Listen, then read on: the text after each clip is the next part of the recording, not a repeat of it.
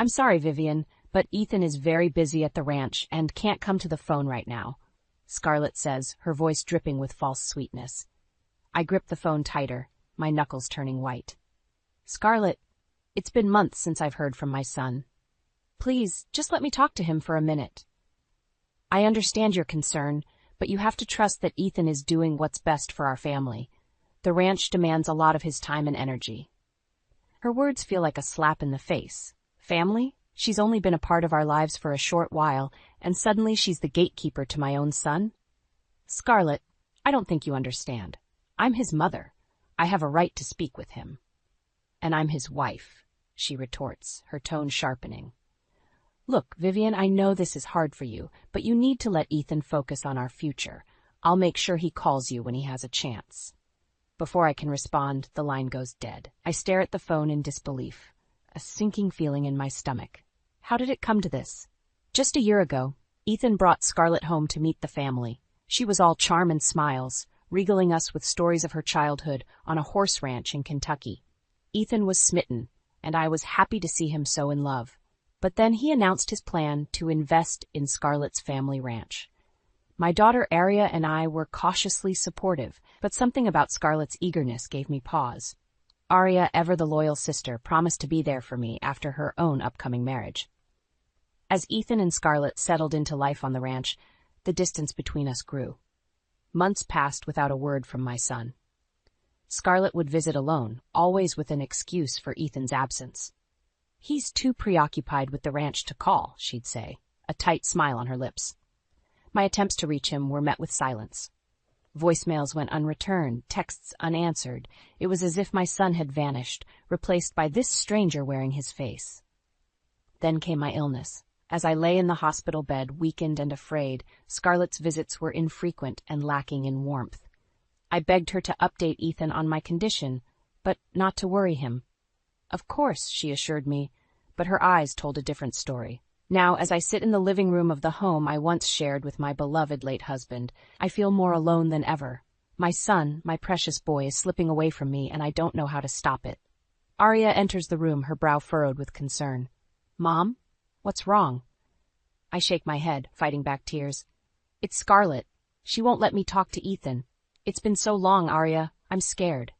My daughter sits beside me, taking my hand in hers. I don't trust her, Mom. Something isn't right. As we sit in silence, the weight of our shared worry hanging heavy in the air, I can't help but wonder, what has Scarlett done to my family, and how far will she go to keep us apart? Aria's wedding day arrives, a bittersweet affair as the absence of Ethan hangs over the celebration like a dark cloud. I plaster on a smile, determined not to let my own heartache overshadow my daughter's joy. As I watch Aria exchange vows with her new husband, a sense of unease settles in my stomach. Scarlett sits in the front row, her expression unreadable. Ethan is nowhere to be seen. After the ceremony, I approach Scarlett, my voice tight with barely contained anger. Where is Ethan? How could he miss his own sister's wedding? Scarlett's lips curve into a smirk. He's tied up with a big project at the ranch. You know how important this is to our future, Vivian. More important than family? I snap, my patience wearing thin. She shrugs, her eyes cold. Sometimes sacrifices have to be made. Ethan understands that, even if you don't. I turn away, fighting back tears of frustration. Aria appears at my side, her face etched with concern. Mom, what's going on? I don't know, honey, but I'm going to find out. The reception passes in a blur, my mind consumed with thoughts of Ethan and Scarlett's increasingly suspicious behavior. As the night winds down, I pull Aria aside. I need you to do something for me, I whisper, glancing around to make sure we're not overheard. Keep an eye on Scarlett. There's something not right about her, and I don't trust her with Ethan. Aria nods, her eyes hardening with determination. I've been thinking the same thing. I'll do whatever I can to help.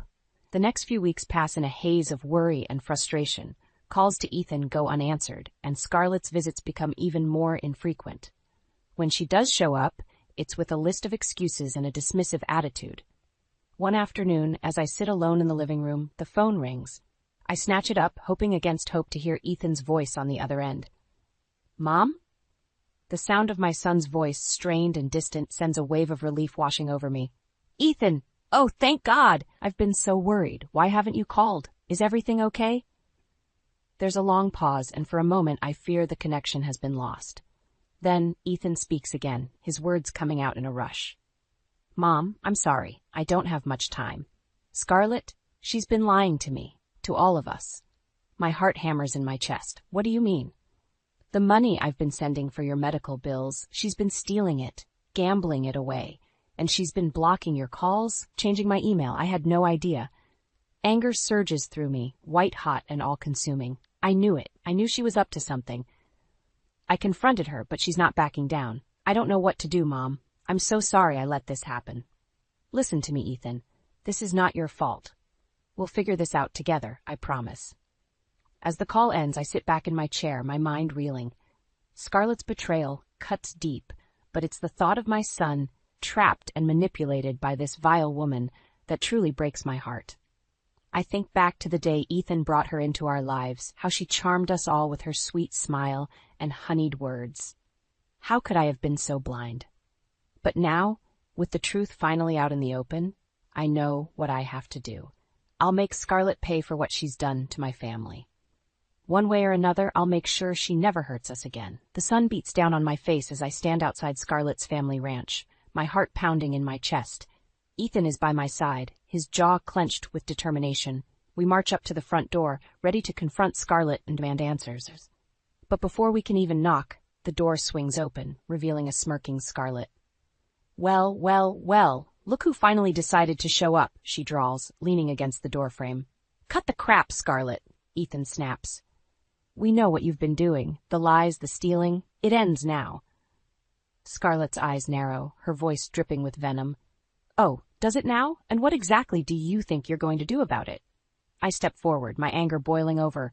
"We're going to expose you for the manipulative, selfish woman you are. You're not going to get away with this." She laughs, a harsh, grating sound. "You really think anyone is going to believe you? Poor, naive Vivian, so desperate to cling to her precious son that she'll make up any story to get him back." Ethan's hands ball into fists at his sides. "I've seen the proof, Scarlett, the bank statements, the emails. It's all there. You've been stealing from my family, and you're going to pay for it." Scarlett's face twists into an ugly sneer. "Pay for it? Oh, Ethan, you have no idea who you're dealing with. I've worked too hard to let a couple of pathetic, meddling fools like you ruin everything." She takes a step forward, her eyes blazing with fury. "I'll destroy you both before I let that happen. I'll make sure everyone knows what a weak, spineless man you are, Ethan. And as for you, Vivian, well, let's just say that accidents happen all the time on a ranch like this." My blood runs cold at her words, but I refuse to back down. "You're not going to hurt my family anymore, Scarlett. We're going to make sure of that." Ethan nods, his voice steady and strong. "I've already filed for divorce, and I'm going to make sure everyone knows the truth about you. Your days of lying and manipulating are over." Scarlett's face pales, but she quickly recovers, her lips twisting into a cruel smile. "You think it's that easy? You have no idea what I'm capable of. I'll make your lives a living hell. You'll be begging me to take you back, Ethan. And you, Vivian, you'll wish you never crossed me." I take a step forward, my voice low and dangerous. "I'm not afraid of you, Scarlett. You've underestimated the strength of this family. We'll do whatever it takes to protect each other, no matter what." Ethan takes my hand, squeezing it tightly. "We're done here, Scarlett. You'll be hearing from my lawyer." As we turn to leave, Scarlett's voice rings out behind us, filled with rage and desperation. "This isn't over. You'll regret the day you ever crossed me." But we keep walking, our heads held high. We know the road ahead won't be easy, but we also know that we have each other, and that's all that matters. As we climb into the car, Ethan turns to me, his eyes filled with a mix of sadness and determination. "I'm so sorry, Mom. I never meant for any of this to happen." I reach over, taking his hand in mine. "It's not your fault, Ethan. Scarlett fooled us all, but we're going to make this right, together." He nods, a small smile playing at the corners of his mouth. Together, no matter what. As we drive away from the ranch, I feel a sense of hope blossoming in my chest. We've faced the darkness and we've come out stronger, and I know that no matter what lies ahead, we'll face it as a family, united and unbreakable. The divorce proceedings drag on, a bitter battle filled with accusations and lies. Scarlett fights tooth and nail, determined to bleed Ethan dry and ruin his reputation. But my son stands strong, refusing to back down in the face of her vicious attacks. As the months pass, I watch as Ethan struggles to rebuild his life. He throws himself into his work, determined to prove to everyone that he's not the weak, easily manipulated man Scarlett tried to paint him as. Arya and I do our best to support him, offering words of encouragement and a listening ear whenever he needs it. But I can see the toll the divorce is taking on him, the dark circles under his eyes and the weariness in his voice. One evening, as we sit around the dinner table, Ethan's phone buzzes with an incoming call. He glances at the screen, his face darkening. "It's Scarlett," he mutters, his jaw clenched tight.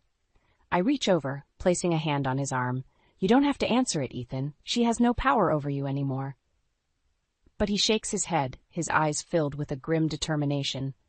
"No, I need to hear what she has to say. I'm done running from her." He steps out of the room, and Arya and I exchange worried glances. We can hear the muffled sound of Ethan's voice, the tension in his words palpable even through the walls. When he returns, his face is ashen, his hands trembling slightly. "She's not going to stop," he says, his voice barely above a whisper. "She's threatening to go public with all sorts of lies about me, about our family. She says she'll destroy us all if I don't give her what she wants." Arya's eyes flash with anger.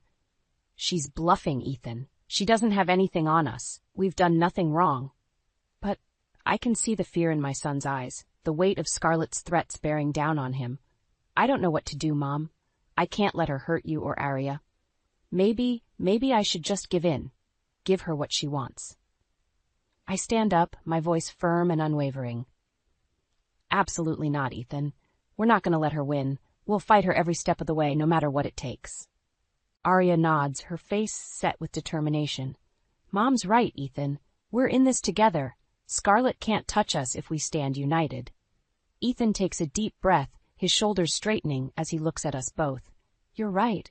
I'm not going to let her control me anymore. We'll face whatever she throws at us as a family." The next few weeks are a whirlwind of legal battles and media scrutiny. Scarlett makes good on her threats, leaking stories to the press about Ethan's supposed infidelity and financial misdeeds. But we stand strong, refusing to be cowed by her lies and manipulation. And then, just when it seems like the storm will never end, a ray of hope appears. Liam, the casino manager, reaches out to us, offering to testify against Scarlett in exchange for a reduced sentence for his own crimes. With Liam's testimony, the truth finally comes out. The depth of Scarlett's deception is revealed, and the court sees her for the manipulative, greedy woman she truly is. In the end, Scarlett is left with nothing. Her reputation is in tatters, her fortune seized by the authorities. She's forced to take a job at a remote casino, working off her debts under Liam's watchful eye. As we watch her leave the courtroom, her head bowed in defeat, I feel a sense of relief wash over me. It's finally over. My family is safe, and we can begin to heal from the wounds Scarlett inflicted on us. Ethan takes my hand, his eyes shining with gratitude. "Thank you, Mom, for never giving up on me, even when I was ready to give up on myself." I smile, squeezing his hand tightly. "That's what family does, Ethan. We stand by each other, no matter what, and we always will." 2 years have passed since Scarlett's downfall, and life has slowly returned to normal. Ethan has thrown himself into his work, rebuilding his reputation and his finances. Arya is happily married, expecting her first child any day now. As for me, I've found a new sense of purpose in my life. I've started volunteering at a local women's shelter, helping other women who have been through similar experiences of betrayal and manipulation. But even as we move forward, the scars of the past still linger. Ethan, in particular, struggles with the weight of Scarlett's betrayal, the guilt of not seeing through her lies sooner. One evening, as we sit together in the living room, Ethan's phone buzzes with an incoming message. He glances at the screen, his face going pale. "It's from Scarlett," he says, his voice barely above a whisper. "She wants to meet with me, to apologize for everything she's done." I feel a surge of anger rising in my chest. "Absolutely not, Ethan. She's just trying to manipulate you again. You don't owe her anything." But Ethan shakes his head, his eyes filled with a mix of pain and determination. "I need to do this, Mom. I need to face her, to get closure on this whole mess." Arya reaches over, taking his hand in hers. Are you sure about this, Ethan? She's hurt you so much already. Ethan nods, his jaw set firmly. I'm sure. I need to do this for myself to prove that she doesn't have any power over me anymore. The next day, Ethan meets with Scarlett at a local coffee shop. I wait anxiously at home, my stomach tied in knots as the minutes tick by. When Ethan finally returns, his face is drawn and tired, but there's a lightness to his step that I haven't seen in years. How did it go? I ask, my voice trembling slightly. Ethan takes a deep breath, a small smile playing at the corners of his mouth. It was hard, but it was necessary. I told her how much she hurt me, how much damage she caused to our family, and then I forgave her.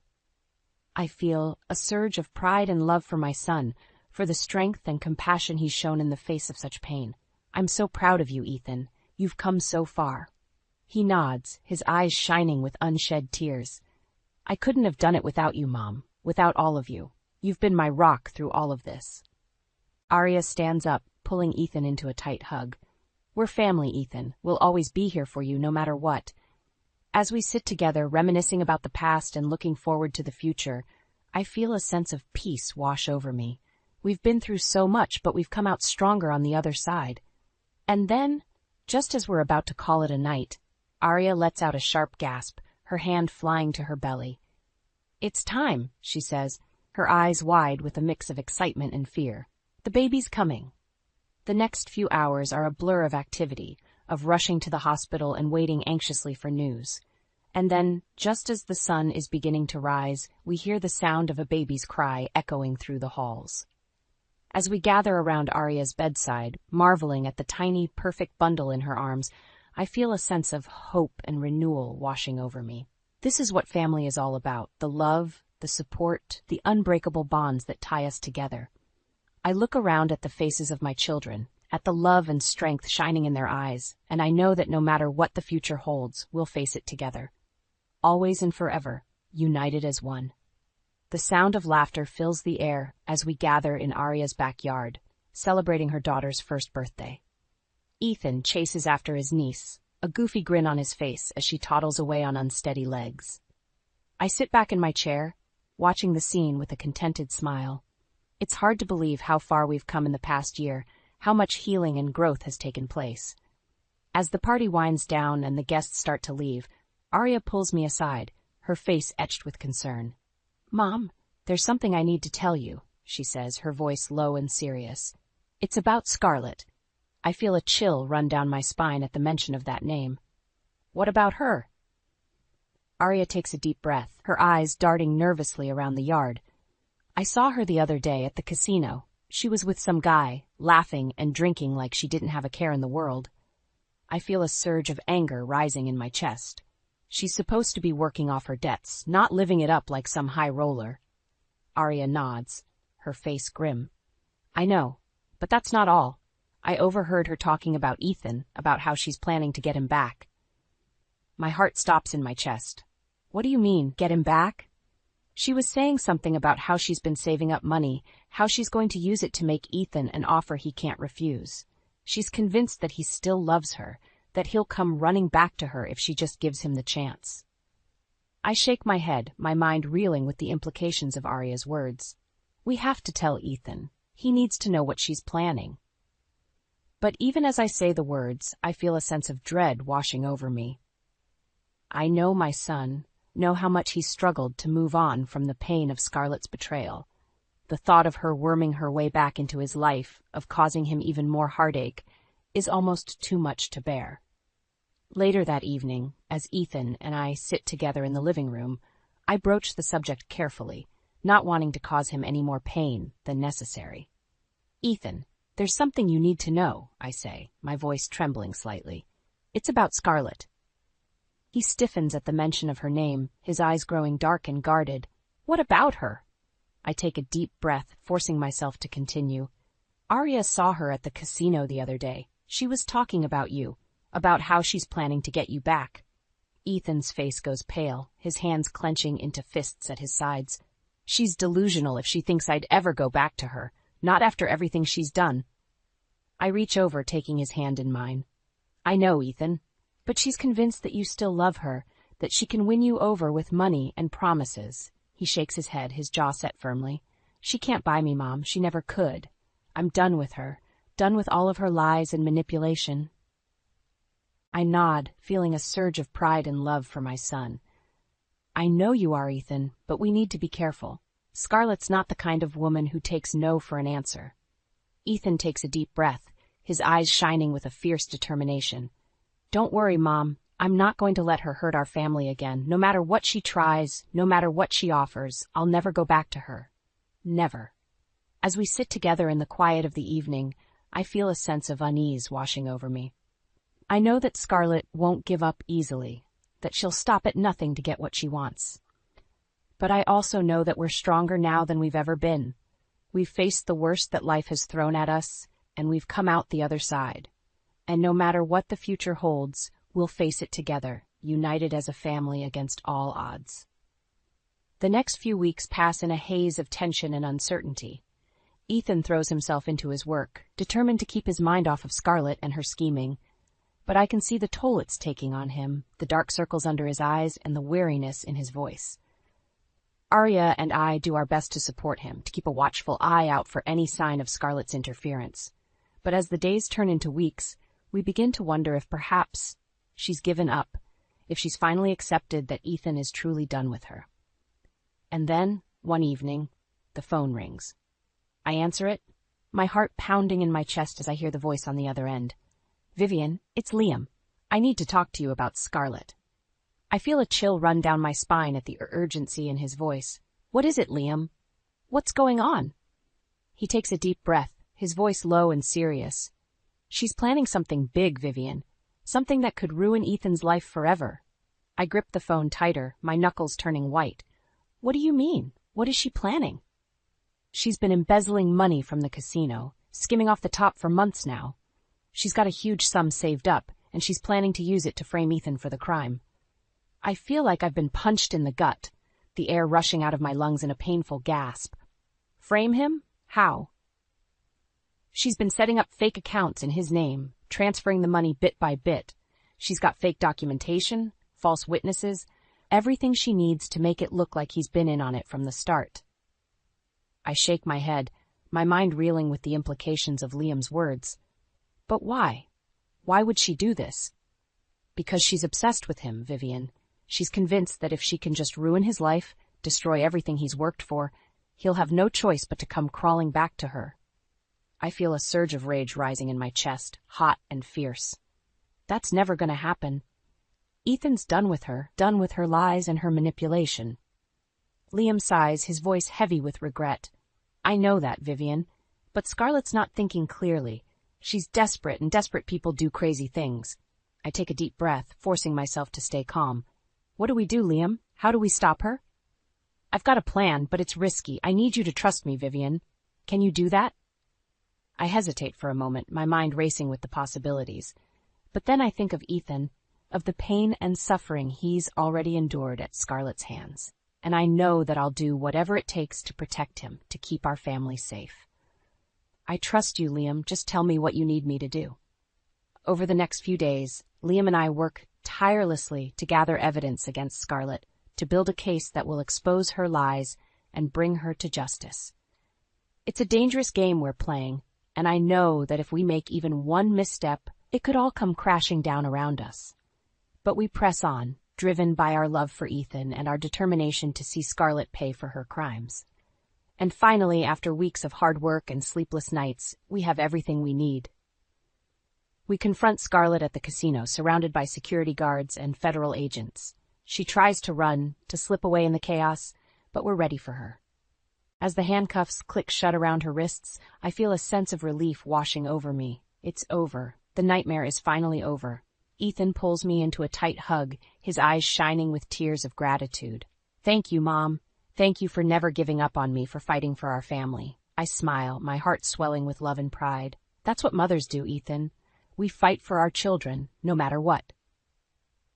As we walk out of the casino, arm in arm, I know that the road ahead won't be easy. There will be trials and challenges, moments of doubt and fear, but I also know that we'll face them together, united as a family against all odds. And in the end, that's all that really matters. The sun is shining brightly as we gather in the garden, surrounded by friends and family. It's Arya's wedding day, a celebration of love and new beginnings.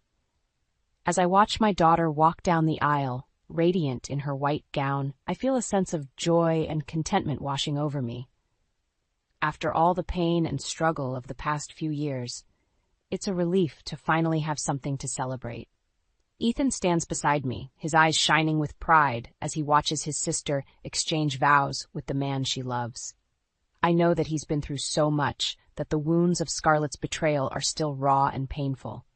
But as I look at him now, I see a strength and resilience that I never knew he possessed. He's grown so much in the past year, learned to trust himself and his own judgment, and I know that no matter what the future holds, he'll always have the love and support of his family to guide him through. As the ceremony comes to a close and the guests begin to mingle, I catch sight of a familiar face in the crowd. It's Liam, looking slightly uncomfortable in his suit and tie. I make my way over to him, my heart swelling with gratitude. Liam, I'm so glad you could make it. I know it must be difficult for you, being here. He shakes his head, a small smile playing at the corners of his mouth.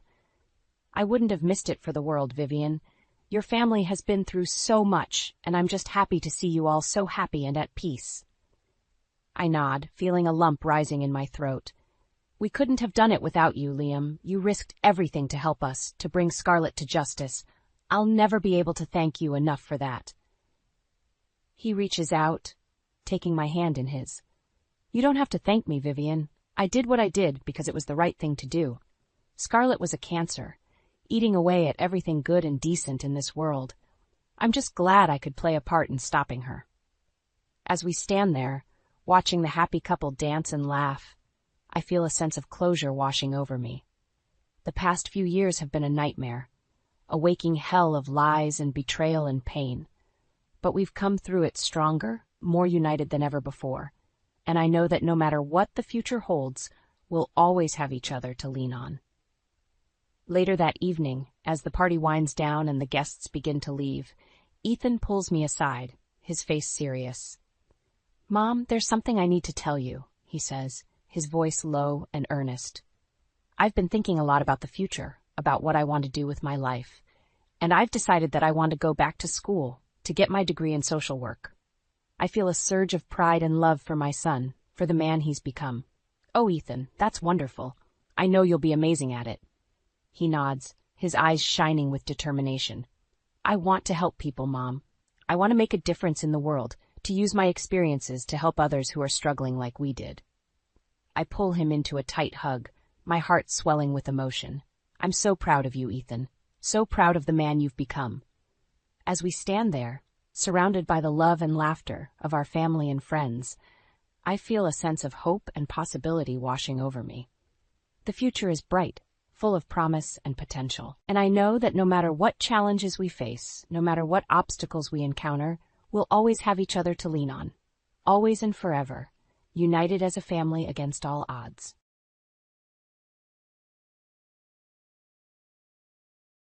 How could a temporary employee be so conceited? You've been fired. The meeting room resonated with a voice as frigid as ice. With a smug smile on his face, Stephen, the company's future president, stood proudly in front of my desk. Clad in an opulent suit, he loomed over me like a predator watching its victim. The room was filled with the sound of workers holding their breath. People's eyes remained fixed on their workstations or their hands stopped typing on their keyboards since no one dared to look him in the eye. You are not required to visit tomorrow. The agreement is over. This is your last warning.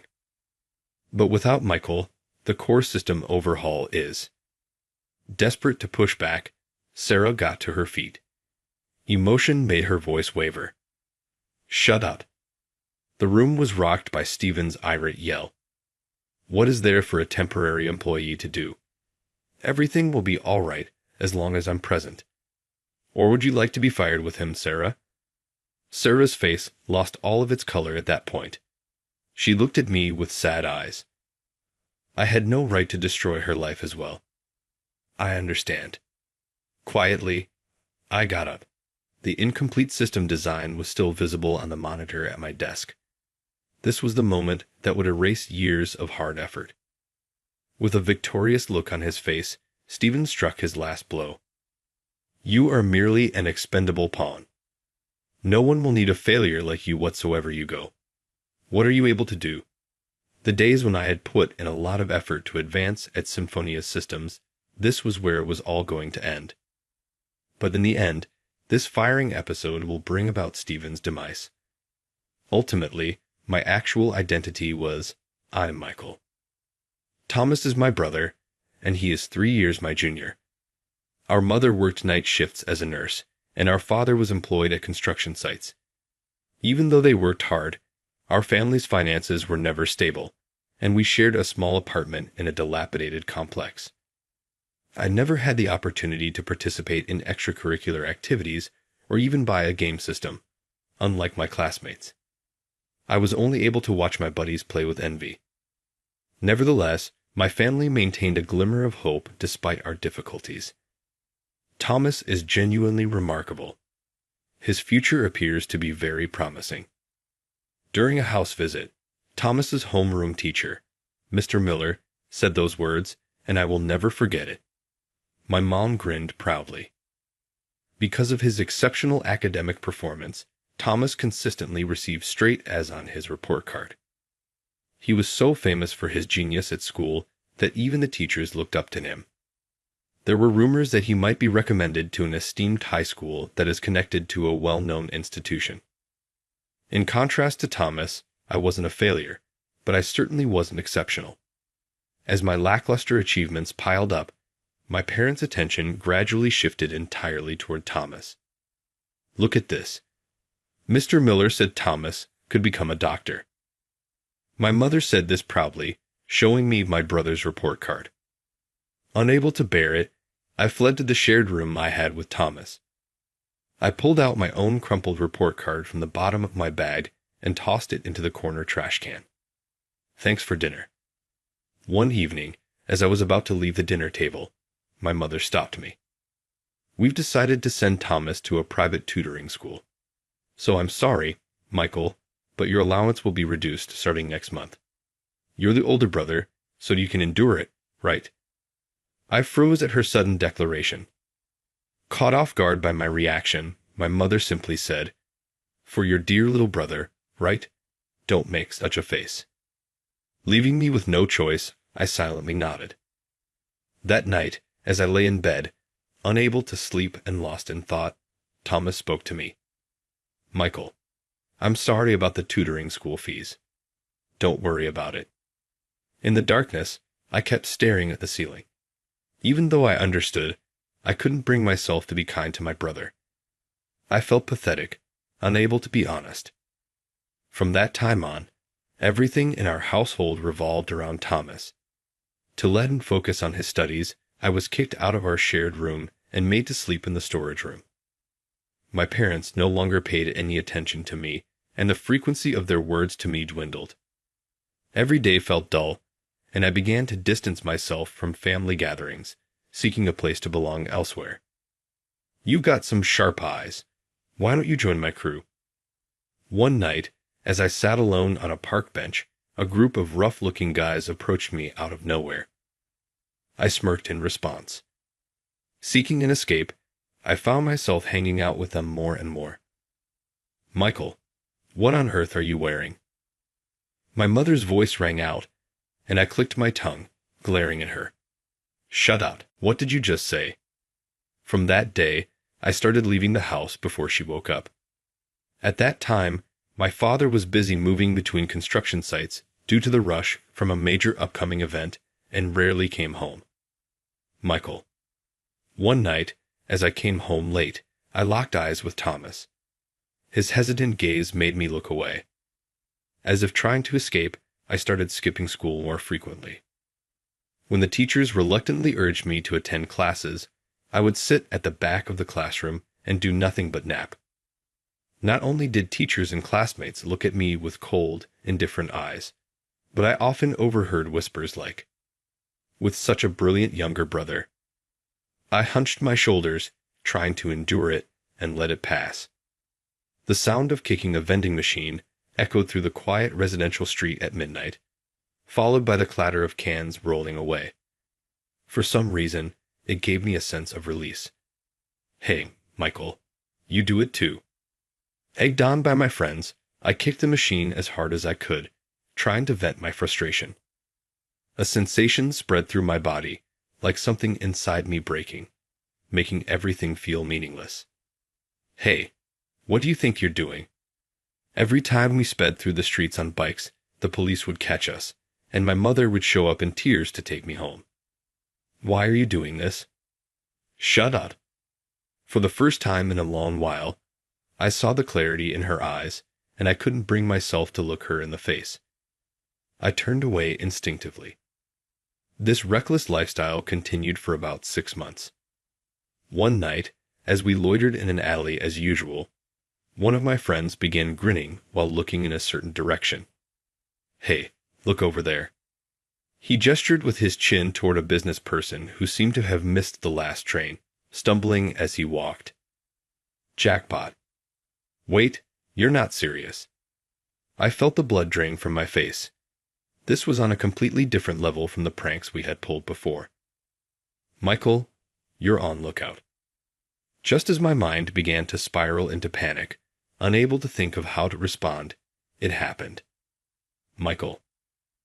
I turned toward the voice, and there, on the other side of the street, was Thomas staring at me with a puzzled expression. He began stepping onto the road. It happened in an instant. From far away, the headlights of a large truck pierced through the darkness, bearing down on us at high speed. Thomas. Without thinking, I dashed toward him, but he was faster. Michael, watch out. Thomas shoved me aside with all his strength. At that moment, the massive truck's headlights illuminated Thomas's body. The sound of something being crushed. Screams echoed everywhere, throwing the scene into chaos. Thomas. I called his name over and over again. Thomas was fortunate enough to survive, but the severe spinal injury left him completely paralyzed from the waist down. On top of that, the complicated fractures in both arms meant his right hand had limited mobility. It was all my fault. I had stolen Thomas's dream of becoming a doctor, the hope of our family, everything. If only I hadn't been there that night. No. If only I hadn't started hanging out with those delinquents in the first place, none of this would have happened. From that moment, I thought there would never be another dawn in my life. Michael. I stared blankly at the IV drip, unable to focus. Thomas looked at me with a worried expression. His body was wrapped in countless bandages, and his face was still swollen and bruised. I've done something that can't be fixed with an apology, I said. Mom and Dad were right. It's my fault. It's because I became the delinquent that I ruined your life. I couldn't bring myself to look directly at Thomas's face, and instead buried mine in the edge of his bed. I would never forget the expressions on my parents' faces when they saw Thomas in his battered state. They didn't say a single word of blame to me. Instead, they sat on the bench in the waiting room, lifeless, like empty shells. They had listened calmly to Dr. Moore's explanation and completed all the necessary procedures without issue, but their inner turmoil must have been unimaginable. I realized then that I hadn't just stolen Thomas's future. I had taken away my parents' hope as well. Michael, I need you to listen to me. Above me, I heard Thomas's calm voice. There's something I've been meaning to say for a long time. What is it? I lifted my head. Thomas, avoiding my gaze, spoke softly. I was struggling.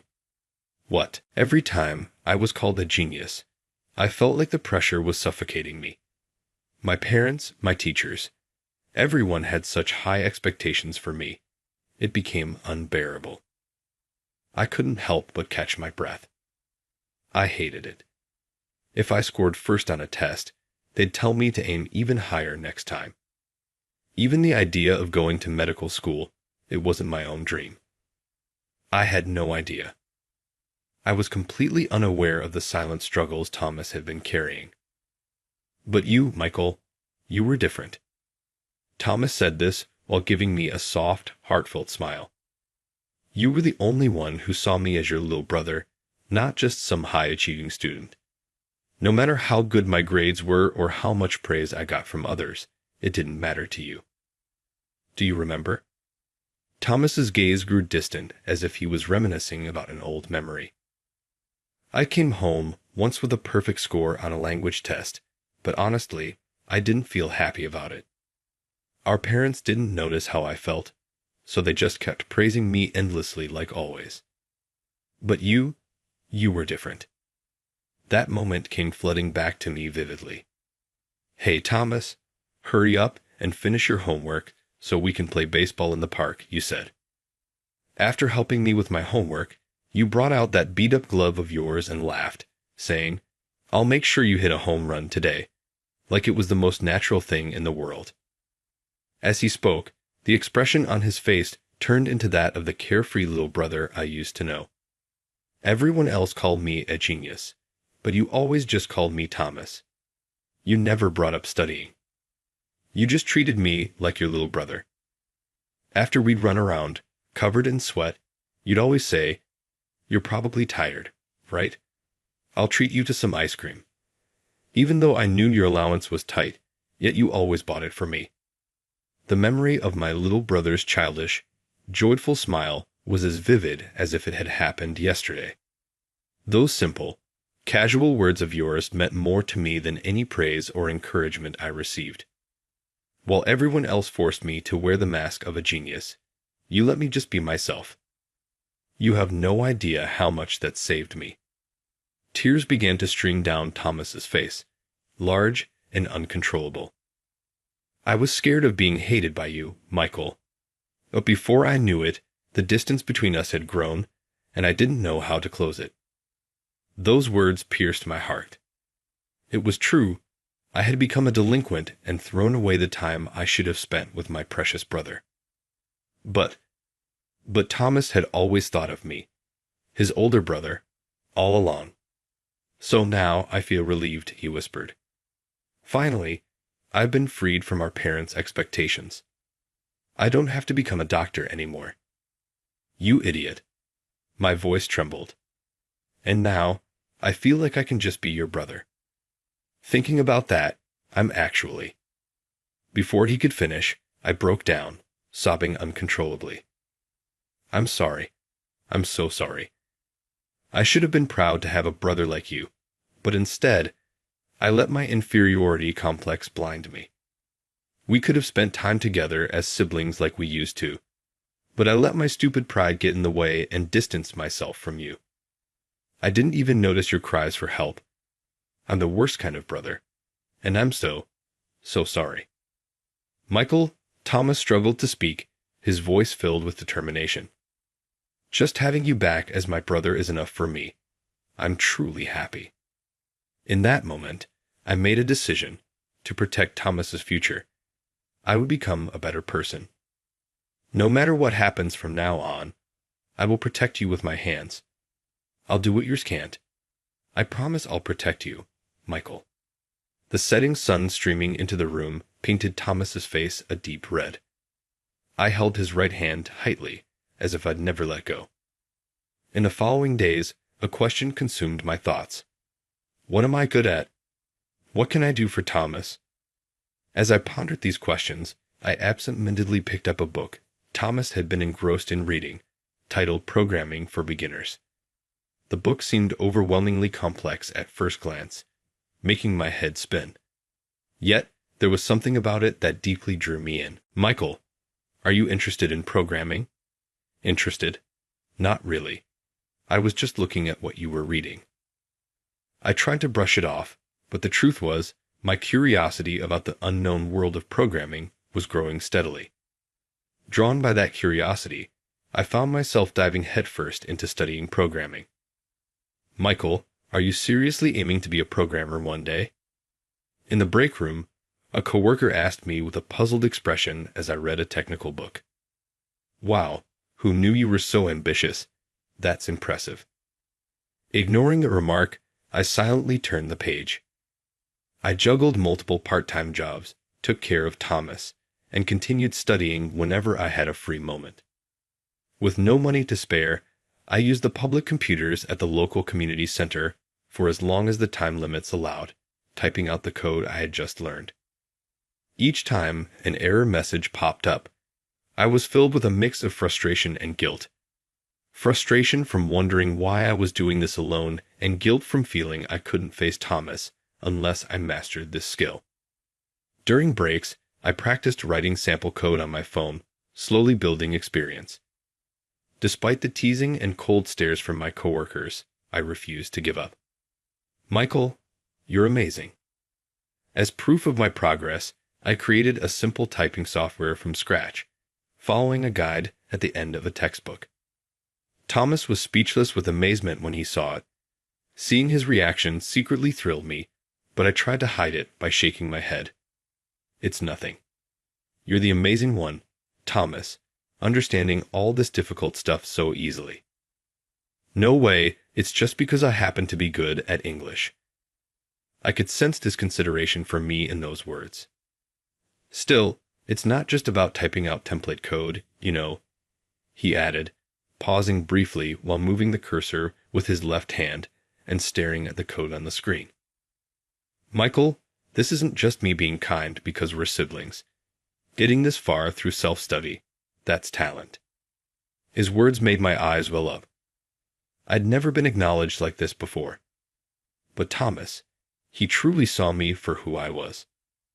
I took a deep breath and turned back to the screen. After earning several aita-related certifications and programming qualifications, I eventually joined the major IT company, Symphonia Systems, as a contract employee. Michael, could you handle the system development? Sarah's clear voice echoed through the office.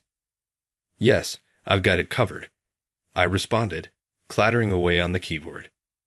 Sarah, known as the ace of the sales department, had a reputation for her beauty. Her long black hair and intelligent demeanor earned admiration throughout the office. She was 2 years older than me and highly knowledgeable about aita, handling technical discussions with ease. Still, isn't it reckless to take on such a large-scale system all on your own? Designing and coding it all by yourself is just too much, isn't it? A look of concern spread across Sarah's face. I'll have it completed by the deadline. Don't worry, I said without taking my eyes off the monitor. There was no falsehood in my words. This scale of work could be completed within a week. Since joining the company, my finances had improved, allowing me to take paid programming courses on weekends and attend networking events where others reviewed my code. Thanks to those efforts, my skills had significantly broadened since I first joined. Now I could even handle complex requests from other employees. Michael, do you have a moment? The development lead, Timothy, approached my desk. I wanted to hear your thoughts on this design document. He handed over the design plans for the core system overhaul of a major client. You want my opinion? Of course. There aren't many engineers in this company who understand customer needs as well as you do, Timothy continued enthusiastically. And that emergency response the other day. It was flawless. Honestly, you saved us all. He placed a hand on his chest, visibly relieved. Having you here is a real blessing for us, Michael. Thank you. His words warmed something deep inside my chest. Still, someone as talented as you being a temp worker. Should I talk to management about making you a permanent employee? No, I think being a temp suits me better. I see. Timothy walked away with a puzzled expression while I kept typing away at my code. One day. Hey, temp. As I was looking at the monitor, a sharp male voice suddenly rang out. Since I was the only temp employee, I instinctively turned around to see a good-looking man, not much older than me, staring down at me with a condescending gaze. Stephen. It was Stephen, the son of Mr. Sullivan, the president of Symphonia Systems and the company's next president. In recent years, due to Mr. Sullivan's illness and need for recovery, Stephen had been entrusted with the company's day-to-day management. A graduate of a prestigious university where he majored in business administration, Stephen also independently acquired system-related certifications, earning him the reputation of a promising successor. However, to me, his sharp, scheming eyes and the unnerving, perfect black suit he always wore exuded an air of menace. Despite his refined appearance, there was something unsettling about him that made my instincts worry. Most of all, his perpetually condescending attitude and behavior toward those around him reminded me of the bad types I had encountered in the past. "What's the progress on the recent project?" Stephen asked. "It's on schedule. I plan to deliver it the day after tomorrow," I replied. "Pretty confident for a temp, aren't you?" Stephen's tone was laced with contempt. "In work, there's no distinction between temp or permanent employees." I responded as calmly as I could, but it seemed to irritate him. He shot me a fierce glare and suddenly shouted at the top of his lungs, "Everyone, gather around." Summoning the employees with a piercing voice, the employees' faces collectively darkened. Yet, they reluctantly began gathering in the center of the office. "Here we go again. I wonder who's getting roasted this time," I heard murmurs from the younger staff. A sense of dread crept over me, and I could do nothing but stand frozen in place, bracing for the worst. Stephen suddenly slammed his hand against the board, displaying each department's progress, and barked, "This quarter's performance is unsatisfactory. Do you know why?"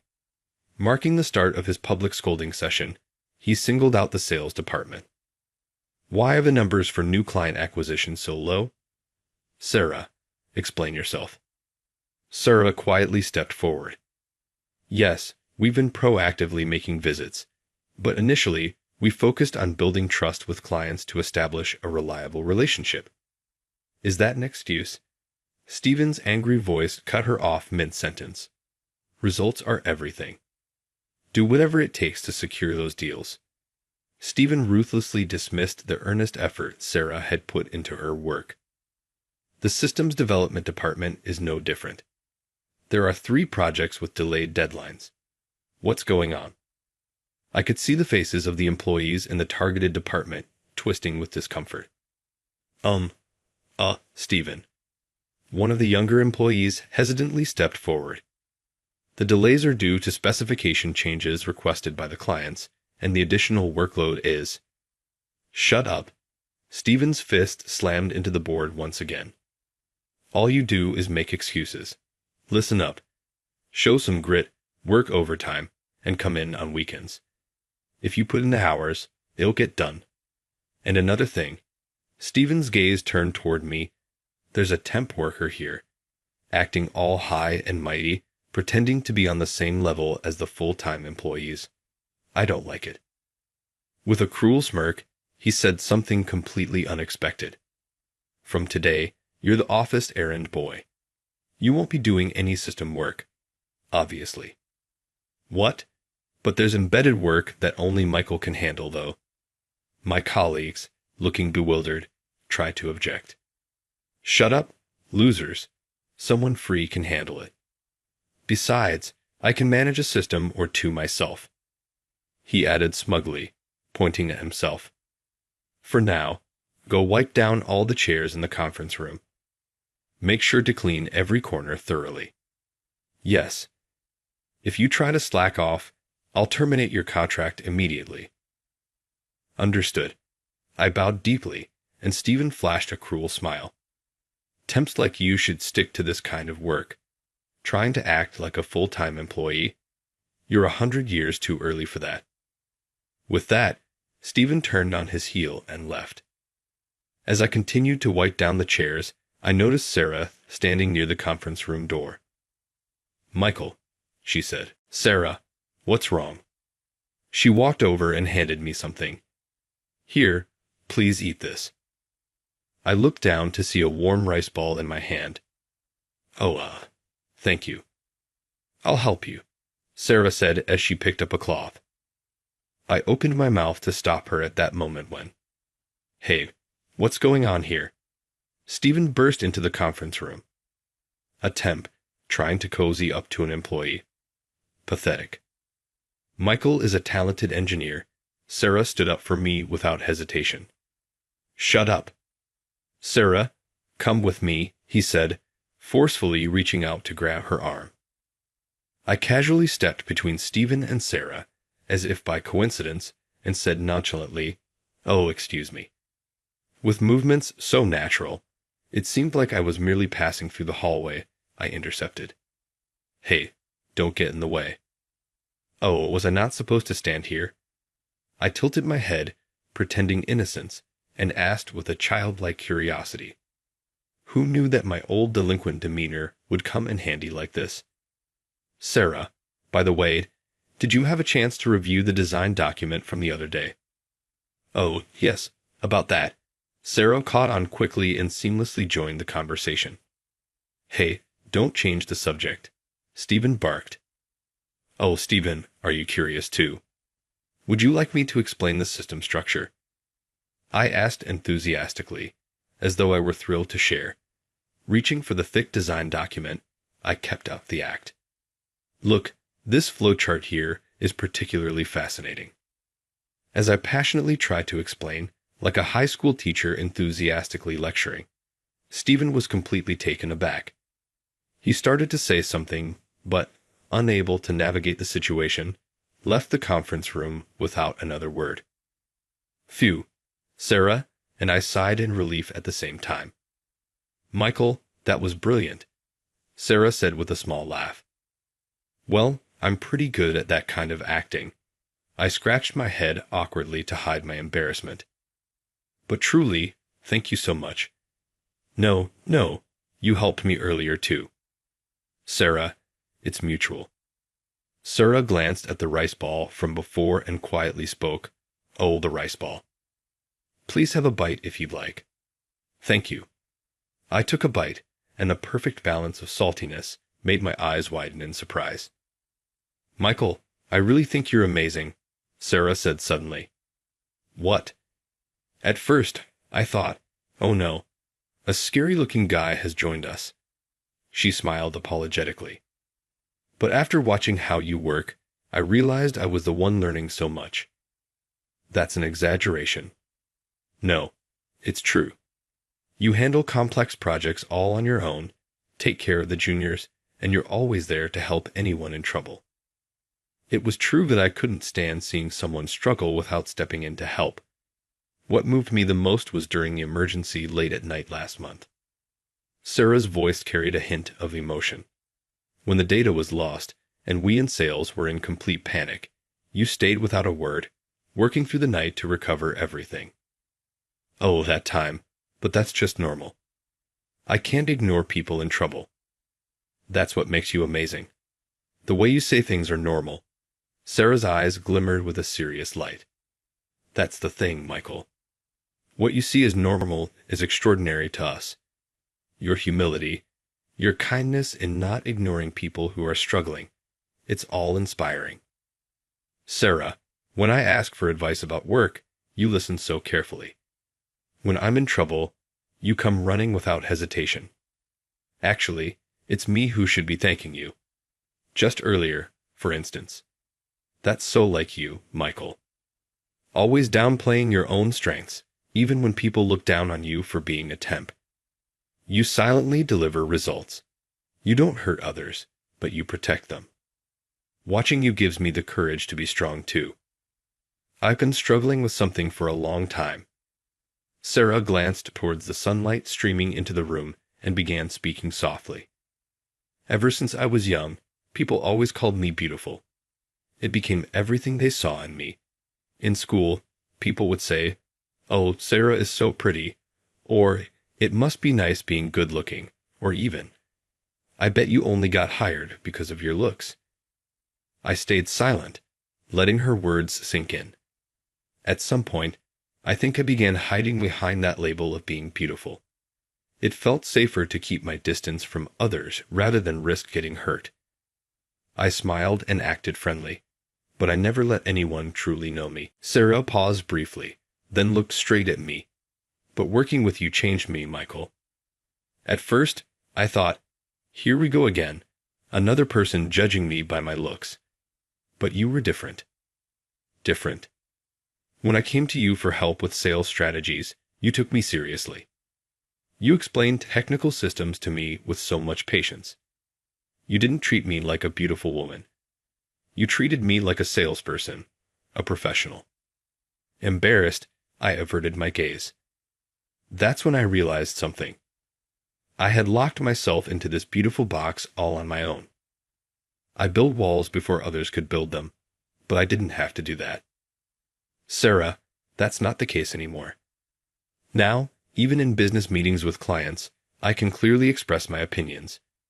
Just the other day, during a big meeting with only male colleagues, I even explained the technical aspects of the system I used, what Michael taught me, and put it into my own words. Afterward, they said, "Sarah, you're amazing." And it wasn't about my looks. It was about my work. With her eyes glistening, Sarah gave a soft smile. Maybe being beautiful is a part of who I am, but it's not all that I am. I can work hard, understand technology, and stand my ground when I need to. You helped me see that potential in myself, Michael.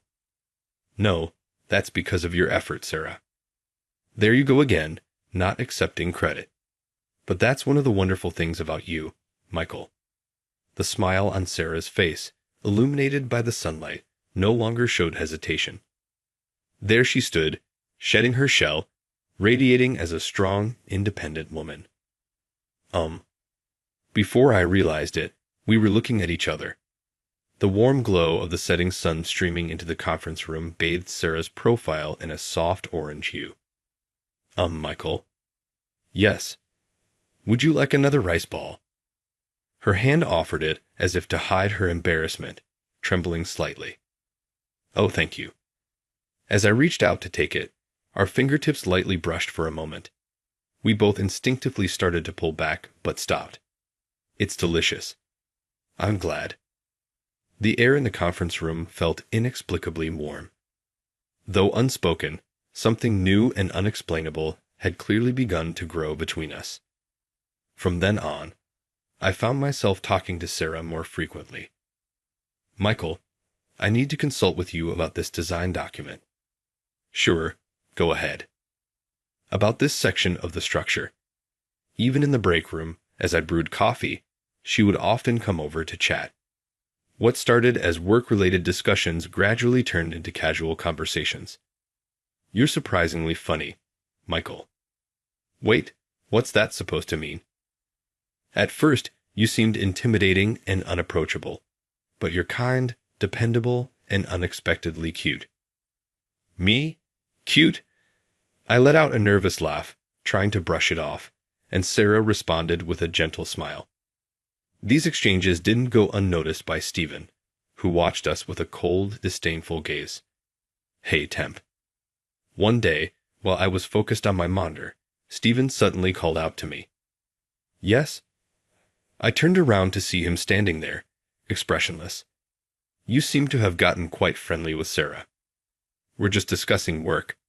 Don't think you can flirt with a full-time employee. You're a temp, after all. At that moment, oh, Michael, about that matter we discussed the other day. Sarah happened to walk by and spoke to me with a smile. Hey. Stephen's voice suddenly grew louder. Sarah, don't you have work to do? Yes, but this is work-related too. Shut up. The atmosphere froze instantly. Don't get cocky for a temp worker. Stephen turned to face me. Go wipe down all the chairs. Yes. When you're done, clean the floors. Every corner. No exceptions. The next day and the day after that, it was the same. I wasn't allowed to do any system development work, only an increasing pile of menial tasks. Hey, this chair still has dust on it. As soon as Stephen entered the conference room, he started shouting. I quietly checked the chair, but no matter where I looked, there wasn't any dust. I'm sorry, but could you show me where? Right here. He pointed at the chair, but there was nothing on it. Are you blind? Can't you see how dirty it is? The other employees around us wore uncomfortable expressions. It was obvious to everyone that this was just an excuse to harass me. I'll clean it again next. Clean the restroom. Every corner. Got it. Yes. Excuse me, Stephen. Sarah stood up. Michael is currently on a deadline for an important system maintenance task. Shut up. Stephen's roar echoed through the room. How long are you planning to side with the temp worker? But this is clearly wrong. Michael is a talented engineer. Why make him do this kind of? We don't have the luxury of keeping a temp who can't even handle basic chores.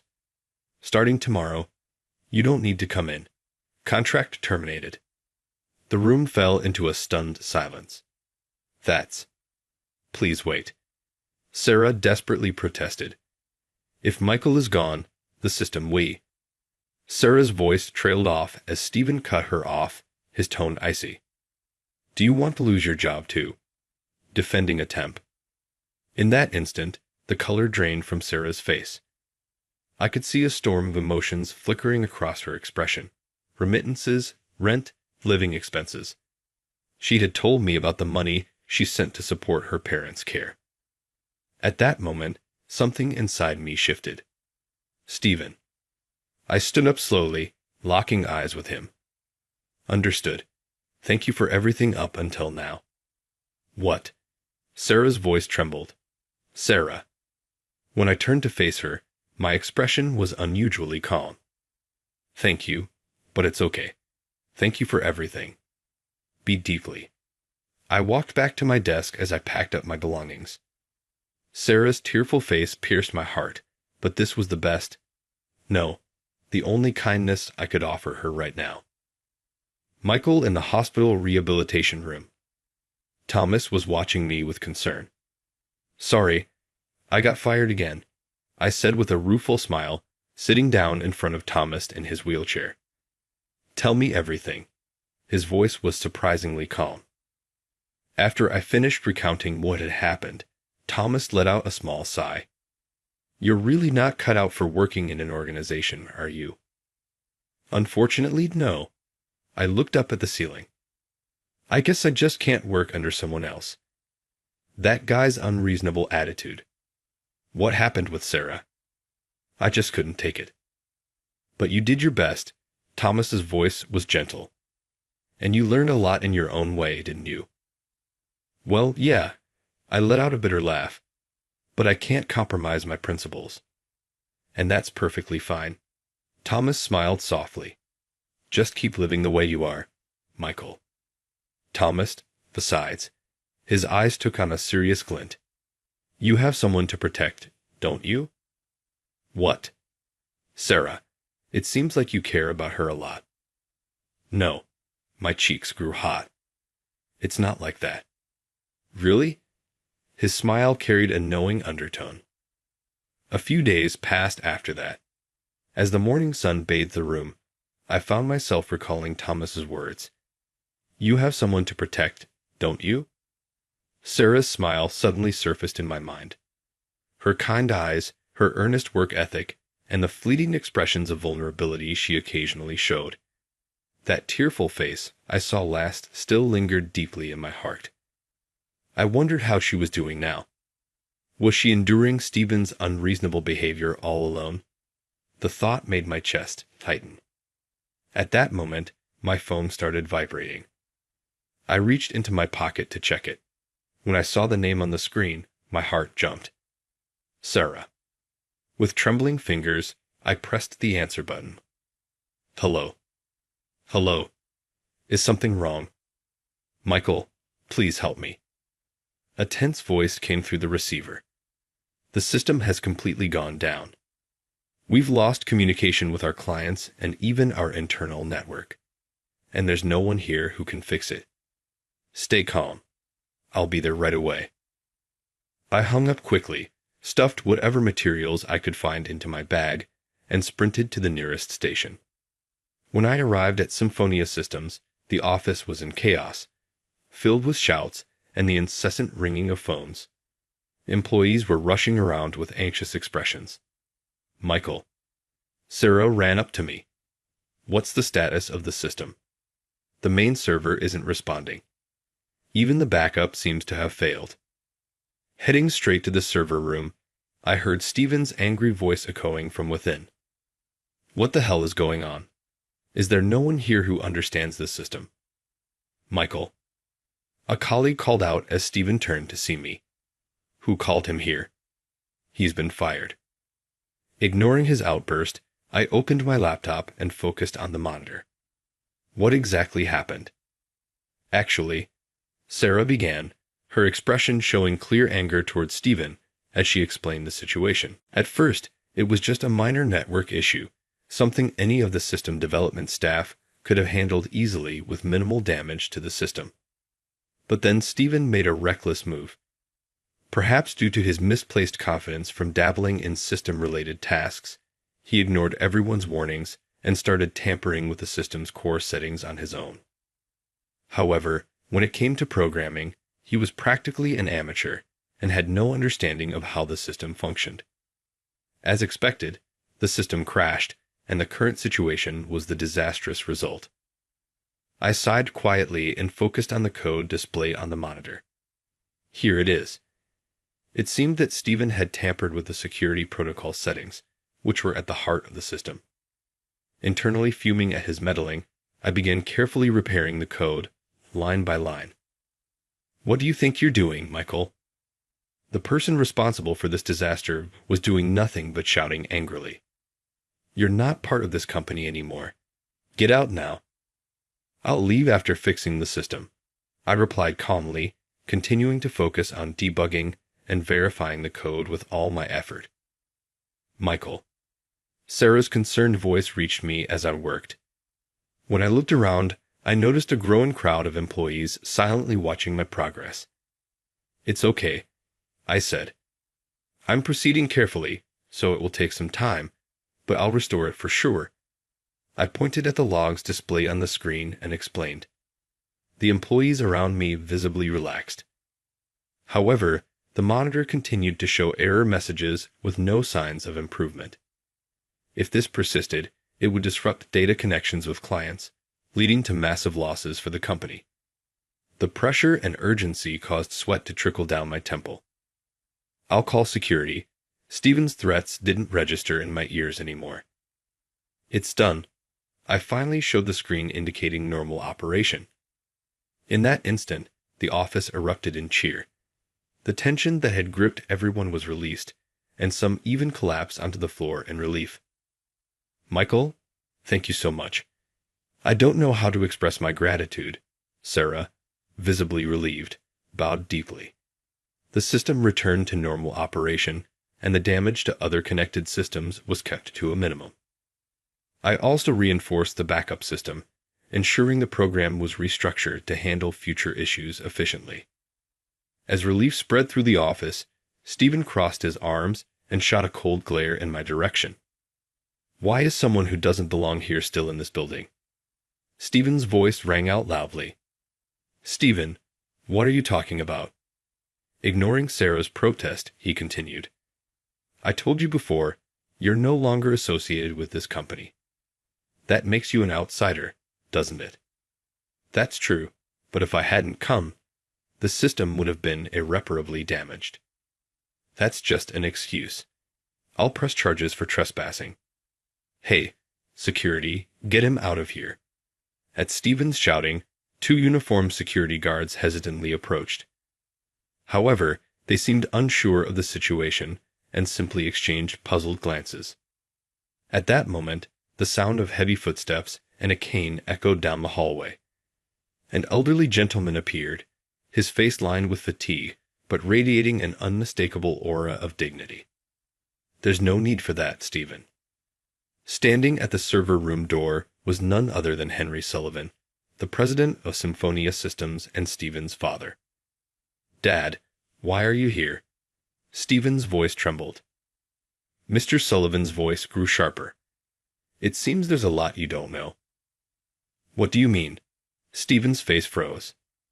Mr. Sullivan, looking at his son with a disgusted tone, revealed an unexpected truth. He is the one who built our company system. The server room fell into stunned silence. What? No way. 10 years ago, Mr. Sullivan began to speak slowly. When I was hospitalized, I happened to meet a young man in the room next to mine. As he recounted the story, I too began reflecting on that fateful encounter. Hurry, his breathing is dropping. Henry, can you hear me? The voices of nurses and emergency doctors echoed in his semi-conscious state. Overworked as the president, he had collapsed suddenly at the office and was rushed to the hospital.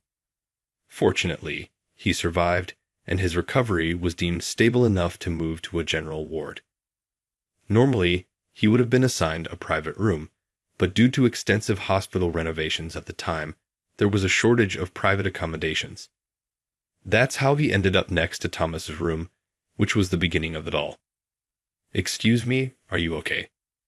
Thomas's concerned voice broke through Henry's groggy state. It seemed he had fallen asleep and unknowingly let out some groans. It seems I was having a bad dream, Henry said, trying to sit up. Ouch. Wait a moment. Thomas skillfully maneuvered his wheelchair to his bedside. Michael, help out for a second. From the back of the room, I appeared with practiced hands. I gently helped him sit up. Thank you, both of you. As his breathing steadied, he took a sip of water from the bedside pitcher and finally got a good look at our faces. Nice to meet you. I'm Henry, and your name is? I'm Thomas, he replied. I've been here a while, so feel free to ask me anything. Thomas explained that while he was already an adult, he had suffered a serious injury in an accident during his student days and was now devoting himself to treatment and rehabilitation. Thomas's unclouded smile seemed almost dazzling to Mr. Sullivan. And this is my older brother, Thomas continued. He may not look it, but he's an incredibly hard worker. Hey, don't say too much about that. With a wry smile, I introduced myself and explained that I was working part-time while taking care of my brother and frequently visiting the hospital. From then on, whenever time allowed, we began sharing stories about ourselves. Our small interactions became a source of solace during his hospital stay. As usual, Thomas began boasting about me.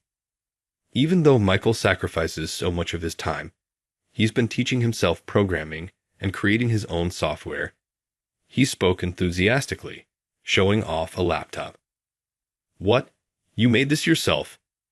Looking at the contents, Mr. Sullivan was speechless. Mistaking his reaction for a sign of worsening health, I asked with concern, Are you okay? Do you need to lie down?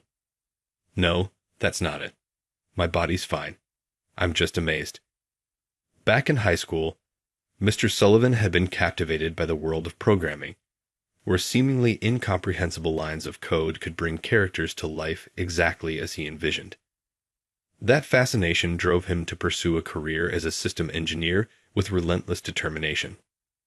However, after founding his own company, he became both physically and mentally exhausted. To gain recognition, he had to consistently deliver profits, and the constant pressure of ensuring the livelihoods of his employees left no room for failure. The weight of living in a world where everything was measured and judged by numbers wore him down. I barely spent time with my family, and even after my wife passed away, I devoted myself entirely to work. Then, in front of him, appeared us. I was now carrying on the dreams Thomas could no longer pursue, striving with all my might to carve out my own path. Our circumstances and the deep care we showed for each other stirred something in Mr. Sullivan's heart. Michael, do you have more programs like this? Sure. With that, I brought over my laptop. As Mr. Sullivan looked at the lines of code displayed on the screen, he was left speechless. You taught yourself, and this is remarkable. The program I was working on happened to resemble the core elements of the system Mr. Sullivan had been struggling with at his company. Lifting his gaze to meet ours, he spoke with conviction. Michael, Thomas, would you consider working with me? What, actually? I replied. I'm planning to completely overhaul my company system, but finding a talented system engineer who can build the kind of system I envision has been incredibly difficult. Michael, I'm confident that you can create something extraordinary. So I'd like you to design and develop an entirely new system program for my company from scratch. And as a token of gratitude, I'll cover all of Thomas's medical expenses, including rehabilitation and living costs during the project. Mr. Sullivan's proposal left both of us stunned. With our parents' salaries barely enough to cover Thomas's treatment, I had been juggling multiple part-time jobs to support us. Despite my struggles and inability to secure a steady job due to my past, I had taught myself enough programming skills to reach this level for my brother's sake. Mr. Sullivan was deeply impressed by my determination. As a system engineer myself, when I looked at his code, it sent chills down my spine. Programming skills aren't something you can acquire overnight, and it takes relentless, painstaking effort, countless failures, and an unyielding determination to keep moving forward. Every single line of his code conveys that incredible dedication. The structure of his code is remarkably organized for someone self-taught, with efficient logic and, most importantly, a design philosophy that prioritizes the user above all else. Michael, you are undoubtedly talented, and I'm certain you'll create something exceptional. Anyone who looks at your work can see it immediately. At Mr. Sullivan's words, I crossed my arms and thought for a while before responding, I'll take on the challenge. Then I began building the core system from scratch. I see, so that's why Michael was so familiar with our system. Sarah's voice was followed by murmurs of understanding from the surrounding employees. The atmosphere in the server room felt as though all the lingering doubts had suddenly dissolved. Unable to endure the shift, Stephen's ragged breathing broke the silence. Huh, sure, you might be able to build a system, but you're just a temp, aren't you? And now, you're nothing more than a fired temp worker. Stephen's voice trembled as he spoke. It was painfully obvious that his wounded pride was driving him to desperately try to demean me. Unlike me, speeding down the path of the elite, you're nothing but a societal misfit, a shut-in who can't even hold a proper conversation. A failure that no one needs.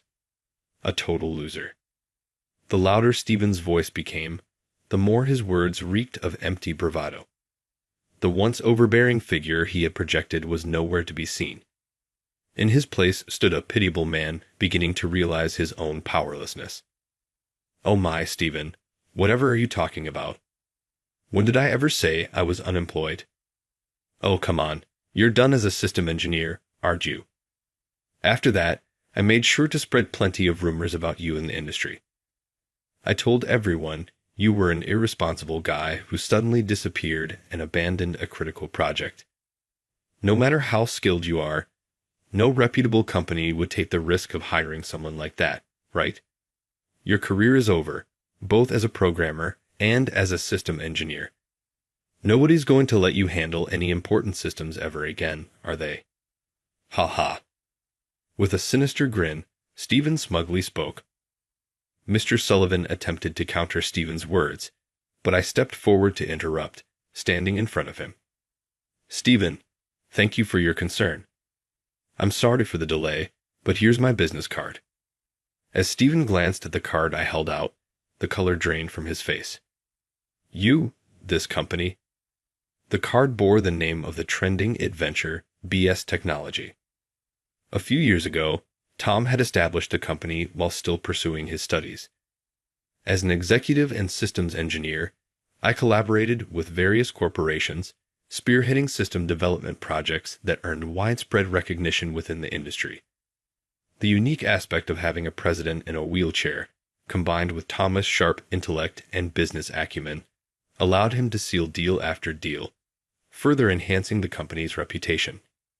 In just 3 years, BS Technology had grown rapidly, reaching an annual revenue of nearly $10 million. Mr. Sullivan broke the silence with a heavy tone. Michael didn't work here for the money. I practically begged him to help strengthen our systems. He already has more than enough wealth. Then why is a temp? One of the employees asked with genuine curiosity. That's because I wanted to understand what a company is like from the inside. So I joined as a temp. I wanted him to work as a full-time employee, but he flatly refused, saying he was already an employee of BS Technology. Mr. Sullivan's wry smile spoke volumes about my stubbornness. That said, even in emergencies like today, I'll always respond. Of course. Turning to Mr. Sullivan, I gave him a sly grin. I'll be sending you the invoice. The room erupted in laughter. Ha! Spoken like someone who runs a multi-million-dollar company. Even during his recovery, Mr. Sullivan clapped me on the shoulder with surprising strength. In the business world, goodwill alone isn't enough to keep things running. As I stepped out of the company to head home, the surroundings were already shrouded in darkness. Michael. I turned to see Sarah jogging after me. Sarah? When I turned around, her expression suggested she had something she wanted to say. Seeing her like this, she looked even more beautiful than before, so much so that I couldn't help but stare. Thank you for today. It's nothing. Not knowing what kind of expression to make, I tried to keep my composure. I didn't realize you were with BS Technology. The faintly glowing streetlights reflected in her eyes. If anything, I'm sorry. It might feel like I deceived you. No, that's not it. That's not why I came to talk to you. She paused for a moment. Can we meet again? Her words echoed through the quiet evening streets, leaving me momentarily stunned. Her cheeks flushed red as she glanced up at me shyly. Her endearing gesture made me catch my breath. Ah, of course. At that moment, Sarah, wait. Stephen's voice rang out through the night. He approached, holding an extravagant bouquet and dressed in a designer suit. What once might have seemed imposing now looked small and insignificant in my eyes.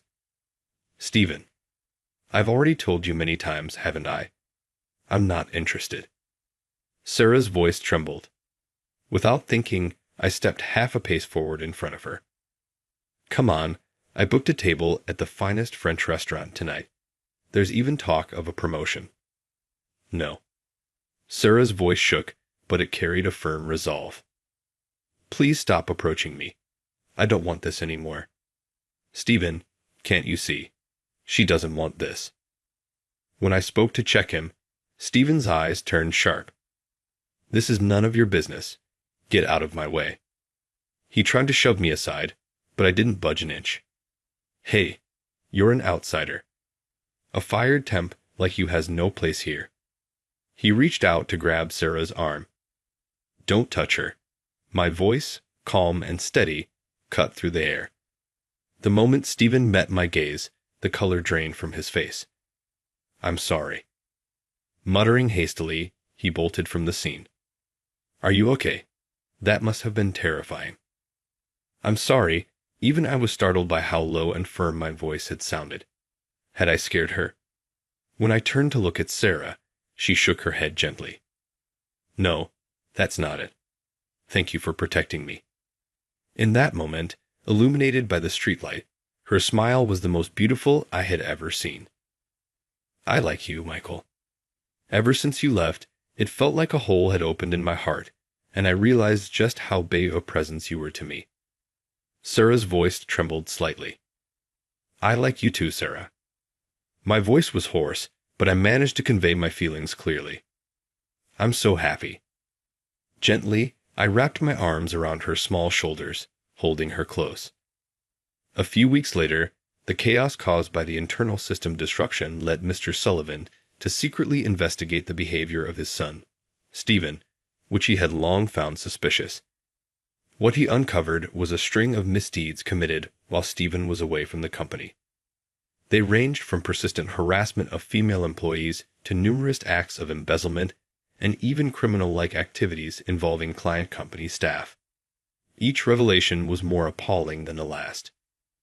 The sheer weight of his son's actions left Mr. Sullivan so shocked that he fell ill from the stress. Dad, this has to be a mistake. There's no way I'd do anything that could get me arrested. But Stephen's desperate cries were in vain. With his true character fully exposed, the foundation of status and authority he had built crumbled entirely. Stephen was summarily dismissed without question, though his father showed him a final act of mercy by ensuring he avoided prosecution. There was no place left for him in the company or anywhere else. Symphonia Systems experienced a temporary decline in sales due to Stephen's misconduct. However, under a reorganized leadership structure, the company embarked on a fresh start. Labor regulations were revised, introducing management systems to prevent future misconduct, and restructuring personnel policies to prevent power from concentrating in the hands of a select few. With Sarah at the forefront, a more employee-friendly environment was being steadily established. Meanwhile, at BS Technology, I was deeply engrossed in developing a new system in one of the office rooms. Another all-nighter, Michael. Yeah, but I'm almost done. Thomas looked at me with concern as I continued to focus on the lines of code displayed on the screen. You're the president. You should take it easy. Trying to lighten the mood, I gave Thomas a playful nudge on the shoulder. Got it. But promise me you won't skip meals like you did yesterday. Yeah, I know. Now that the employees have gone home, this quiet time when the president and the employee revert to simply being brothers has become a heartwarming moment for me. Thanks to the new close ties formed with Symphonia Systems, BS Technology has secured several new contracts, and revenue continues to climb steadily.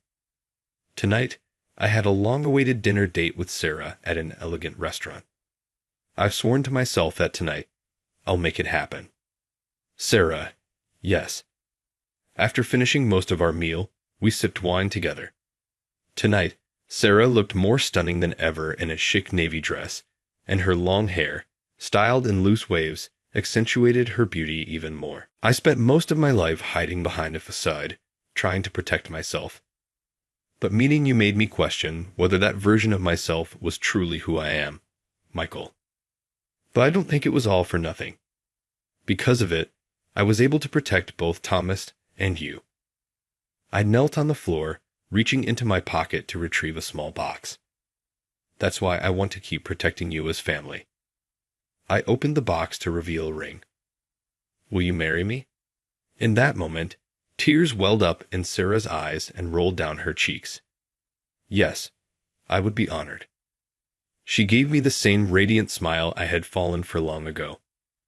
Everyone has the ability to overcome past failures and move forward. I was once shackled by my delinquent past, unable to trust others. But I came to realize that there are people who see and appreciate my efforts, and that awareness became the driving force to help others. It is because we have people to protect that we find strength. It is because we have people to love that we can keep moving forward, rather than being weighed down by past mistakes. I've chosen to use them as a springboard to carve a brighter path ahead. I only hope to continue living in a way that honors the choice and the people I cherish.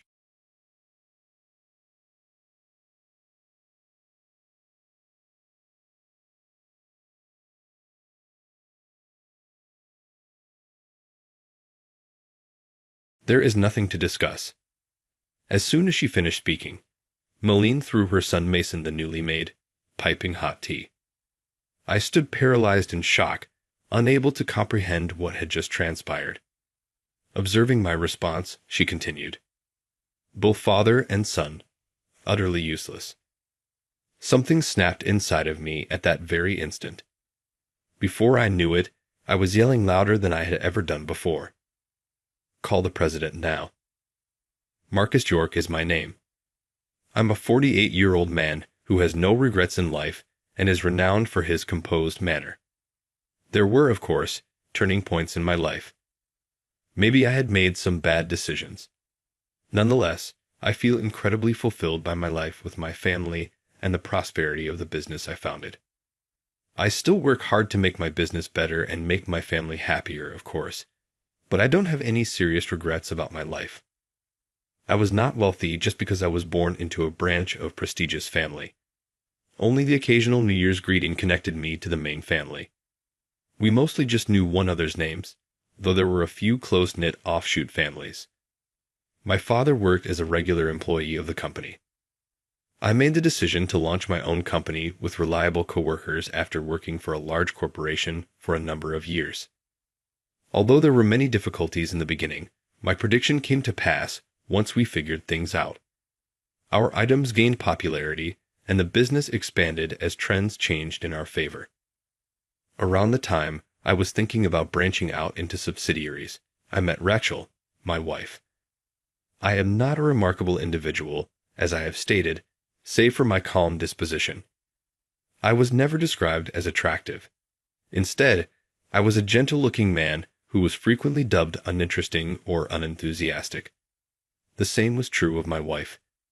She was a very dependable and capable worker at my company who never made outrageous statements and was quiet but responsible. At the time, she was in charge of accounting, but she took it upon herself to manage my correspondence and scheduling changes because the clerical task frequently fell behind. She became someone I could easily chat to, and we naturally began seeing each other more frequently. To show my appreciation, I was the one who initially asked her to join me for dinner. "I'd love to," she said with a charming little smile. Our friendship grew stronger as we spent more time together outside of work and got to know one another better. I did, however, have a moment of hesitation and ask her whether she truly felt comfortable with someone as basic as myself. With a calm, cool smile, Rachel told me, "I think your posture and movements are graceful, and I'd admire how you always listen first, think carefully, and then choose your words wisely." She even added that she felt sorry for being such an unremarkable woman herself. Not to be outdone, I immediately responded, "That's not true at all. You have a calm presence, you quietly observe everything around you, and you always take the necessary actions. You're quick-witted and kind-hearted." Hearing my words, her cheeks flushed slightly. A few months later, I proposed, and we became husband and wife. Our friends congratulated us, though I was aware that some thought we were a rather unremarkable couple. Even when we heard such comments, Rachel and I simply smiled and let them pass. There was no need to stir up trouble and ruin one of the happiest days of our lives. As long as our families and colleagues celebrated with us, that was enough. We were mature enough not to let meaningless words from irrelevant people bother us. A year later, we were blessed with a child, and Rachel left her job to focus on raising our family. I was busy with my ever-growing company, but thanks to the help of my trusted colleagues, I managed to come home on time more often than I expected and help Rachel with raising our child. Together, Rachel and I poured our hearts into raising our son, Mason, and he became our pride and joy. Mason graduated from university with excellent grades.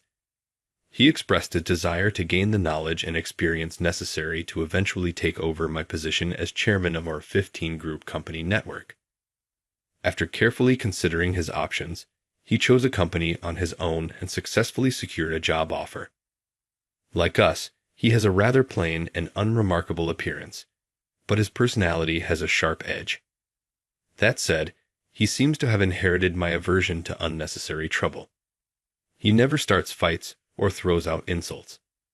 However, the way he skillfully avoids getting involved in conflicts reminds Rachel of me, and she often laughs about it. And so, Mason chose his own workplace and began his career. He started working at one of our group's subsidiaries, an apparel company that runs its own brand. "I want to experience firsthand how trends rise and fall in the real world," he told me. Since he had thought it through and made his own choice, I decided to watch over him without interfering. Only the presidents of our group companies knew that Mason was my son. None of the regular employees were aware. It was his wish, and I agreed with him. He probably didn't want to be seen as someone riding on nepotism, and workplace hierarchy mixed with family ties never leads to anything good. Still, from time to time, I would visit the branch office under the pretense of delivering messages from Mr. Taylor. Mr. Taylor laughed, saying I was being overprotective, but I believe it's only natural for a parent to want to see their child at work occasionally. Mason would spot me and make a displeased face. But he never said anything, just returned to his work. Watching him diligently follow his senior's instructions, taking notes, and handling tasks with care filled me with pride.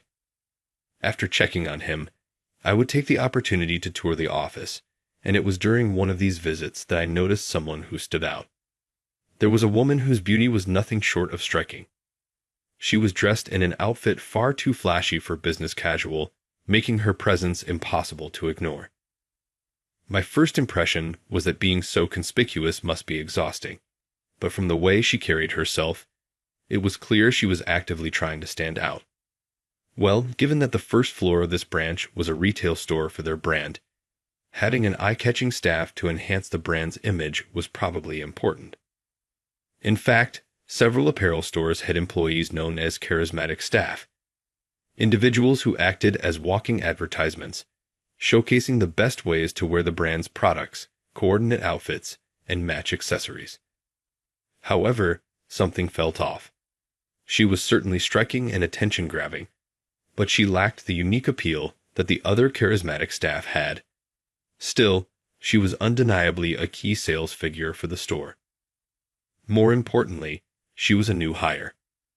Perhaps for now, she was just focused on dressing up, but in time, she would learn how to properly highlight the brand's products. With that thought, I paid her little mind and walked past her. "Oh, my apologies, sir." She had accidentally bumped into my shoulder while passing by and immediately apologized. But the moment she saw my face, she realized I wasn't a customer. Her demeanor changed entirely. "You work here, don't you? Please use the back entrance. A plain-faced guy like you has no business in a store like this, right?" With a mean-spirited chuckle, she walked away. I stood there, dumbfounded. Even if I was an internal employee, that kind of attitude was unacceptable. If she acted like that again, should I step in and correct her? No. Coming from me, it might be too harsh. I needed to find a subtle way to let Erin, the branch manager, know. Her name, I later learned, was Melaine. When I got home, I asked my son about her, and he told me quite a bit. She loves attention and has a flashy personality. As Erin's daughter, she is allowed to behave quite selfishly. It seems that Erin's son, who dislikes standing out, generally tries to stay away from her. She's always surrounded by an entourage, and even when I have business with her, they get in the way. It's exhausting. He described her behavior as if she were playing princess, making it clear that he didn't see her as a pleasant colleague. It must be frustrating when it's hard to communicate properly at work. Yeah, and on top of that, messages often don't get through. Her followers decide on their own whether something is worthy of reaching her, and they even draft documents without knowing the details. It's a nightmare. It seems she was at the center of more trouble than I had expected. That sounds rough. Do you think she even realizes what her entourage is doing? If her followers were acting on their own, perhaps she was also a victim of their overzealousness. But before I could finish my thought, my son let out a deep sigh. She knows exactly what's happening. She told me herself. Since she's the branch manager's daughter and from a distinguished family, she gets to choose which tasks she handles. She said minor chores should just be passed to others, and we shouldn't bother stopping her for trivial matters. Given that Mason was constantly running around handling those very trivial matters to keep the branch running smoothly, I could only imagine how he felt about her arrogance. Hearing Mason's unusually low and irritated voice surprised me, but I realized this probably wasn't the first time he had dealt with something like this. "Are you okay? This isn't turning into a serious conflict, is it?" I make sure it doesn't. I'm the one making reasonable arguments after all. She puts on a good front in public, so if I say things loud enough for others to hear, things tend to go surprisingly smoothly. Mason smirked as he said this, clearly pleased with himself. Still, I could tell he must have gone through a lot of stress to figure out how to navigate these situations. Just hearing about her was enough to make her seem unbearable, but it was also unacceptable that Erin did nothing about it. I had tried to subtly let Aaron know what was happening, but there was no indication that my message had gotten through, and Maline's outrageous behavior showed no signs of stopping.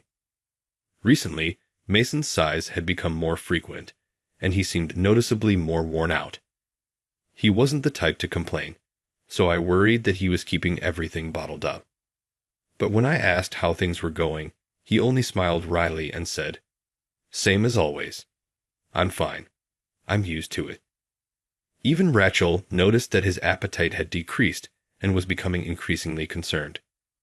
There was no sign that Aaron was taking any action regarding Maline. On the contrary, Mason's overtime hours had skyrocketed. Apparently, much of the extra work had been dumped on him by other employees because Maline found his complaints annoying. Her entourage had started harassing him. The harassment itself was subtle. Things like submitting documents without the requested corrections, delaying urgent paperwork until the last minute, and other minor inconveniences. Some might dismiss them as simple mistakes, but when the same mistakes happen repeatedly, it's no accident. His colleagues, concerned for him, would occasionally help out, but Mason had always been someone who preferred to handle his own responsibilities. Feeling guilty about burdening others, he pushed himself even harder, which only led to more exhaustion. At one point, when he asked Maline for her signature on an important document, her entourage tried to block him. He had calmly but firmly stated, "This is her responsibility, and it needs her signature. It's meaningless without it." In response, they began mocking him, pointing out how his coworkers had been helping him and accusing him of not being able to handle his own workload. Soon, the rumors spread, branding him as someone incompetent. After discussing the situation with Rachel, we decided it was time to take action. We arranged a direct meeting with Aaron. That being said, it's not something as extreme as a violent confrontation. All we did was reach out to Aaron to set up a meeting and ask him to arrange a discussion. At first, Aaron showed no interest, but after going through Mr. Taylor, he finally agreed to a meeting. And so, after much back and forth, the meeting day arrived. Mason and I sat in the reception room waiting for Aaron. Everything starts with a conversation. Misunderstandings can often lead to unnecessary conflicts. Just as I was about to greet them, Maline spoke first. "What, you brought your dad along just to pick a fight with me? You're such a pain. So damn annoying." Her words were sharp and cutting. She clearly saw us as nothing more than complainers. "Maline, be quiet for a moment." Aaron tried to intervene, but she wasn't having it. "Dad, stay out of this. Mom said I could do whatever I wanted at work, remember? But Mr. Taylor specifically told me to handle this matter with care. Please consider my position as branch manager," Aaron added. Maline reluctantly fell silent, watching a relieved Aaron. I somehow sensed that he was probably a son-in-law who married into the family. Soon after, a female employee entered, served tea, bowed, and quietly exited the room. Just as we were about to start the discussion, it happened. "There's nothing to talk about," Maline said before anyone could react. She grabbed the freshly served, steaming tea and threw it at Mason. I froze in shock, unable to process what had just happened. Noticing my stunned silence, she pressed on. "Both father and son are utterly useless." "What is she saying? This woman, did she just throw hot tea at my son, my pride and joy?" Water dripped from his hair and face, soaking his clothes. Fortunately, he quickly wiped himself off with a cold towel, preventing any serious burns. But that very act made me realize something chilling. This wasn't the first time this had happened to him. At that moment, something inside me snapped. Immediately after, I raised my voice louder than I ever had before. "Call Mr. Taylor right now." My voice echoed through the quiet room. It wasn't the kind of undignified shouting of a child throwing a tantrum, nor was it a desperate scream. It was simply spoken with enough force and authority that everyone in the room understood it was a command. Even Mason looked surprised, while Aaron and his daughter recoiled under the weight of my words, falling into stunned silence. After a brief moment of stillness, hurried footsteps approached from the next room, and the reception door swung open. Aaron, what the hell have you done? The man who stormed in was none other than Mr. Taylor, the man entrusted with managing this brand and one of my long-standing subordinates. Mr. Taylor, this is Aaron, stammered Mason, desperately trying to explain himself. In contrast, Malign, having regained her composure, stood tall and spoke with confidence. Yes, that's right. These people are nothing more than complainers harassing me. Can't you do something about them at the company level? Her audacity and sheer nerve were first class. I'll give her that, but that was all. Her words carried no dignity, no real substance, just arrogance. Handle this at the company level? Do you two even know who he is? Mr. Taylor looked at her in disbelief. Of course I do. I went to the same university as that guy. I even acknowledged him as a fellow branch family member out of politeness, but he's been full of himself ever since. He doesn't even know his place. I was stunned. I had no idea Malign and Mason had gone to the same university. Now that I thought about it, Mason had once mentioned that there was someone from a related branch family, but he never brought it up again, so I hadn't given it much thought. Both of your families are branch families, and our company has no connection to the main family. Mason didn't use the family name to get into this company. Malign narrowed her sharp eyes at me. She was certainly a beautiful woman, and her gaze carried intensity, but to me she was nothing more than an arrogant young woman. And really, what was this nonsense? Mason is my pride and joy. Why should I let this spoiled girl look down on him? You can't prove that. Besides, the one getting in my way over trivial matters is this guy right here. If you're his father, at least teach him some proper discipline. Mason is my son, and he is someone I am proud of. No matter where he goes, I stated it clearly, without hesitation. Malign was momentarily speechless. Mason, on the other hand, had his hands over his face. His ears were red. I could tell he was embarrassed.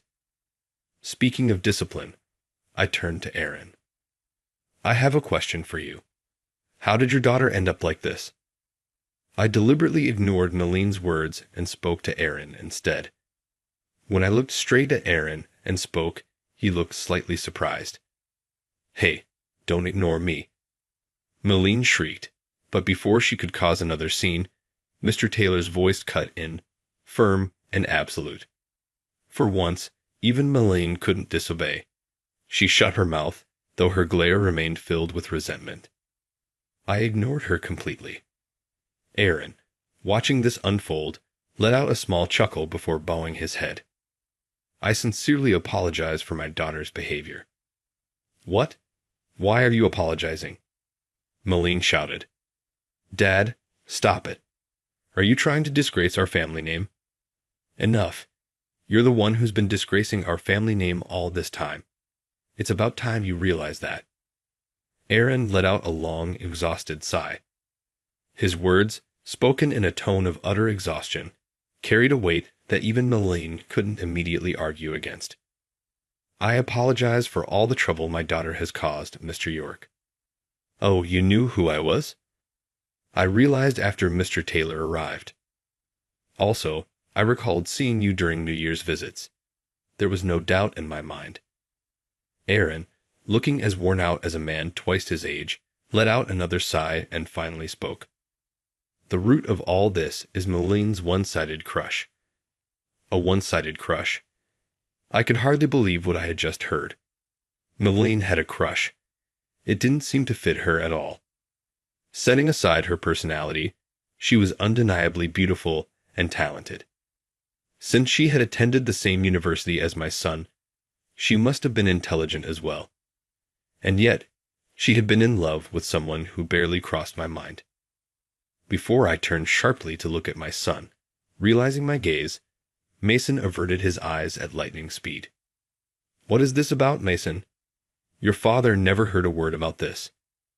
It's not exactly something I needed to announce, he replied.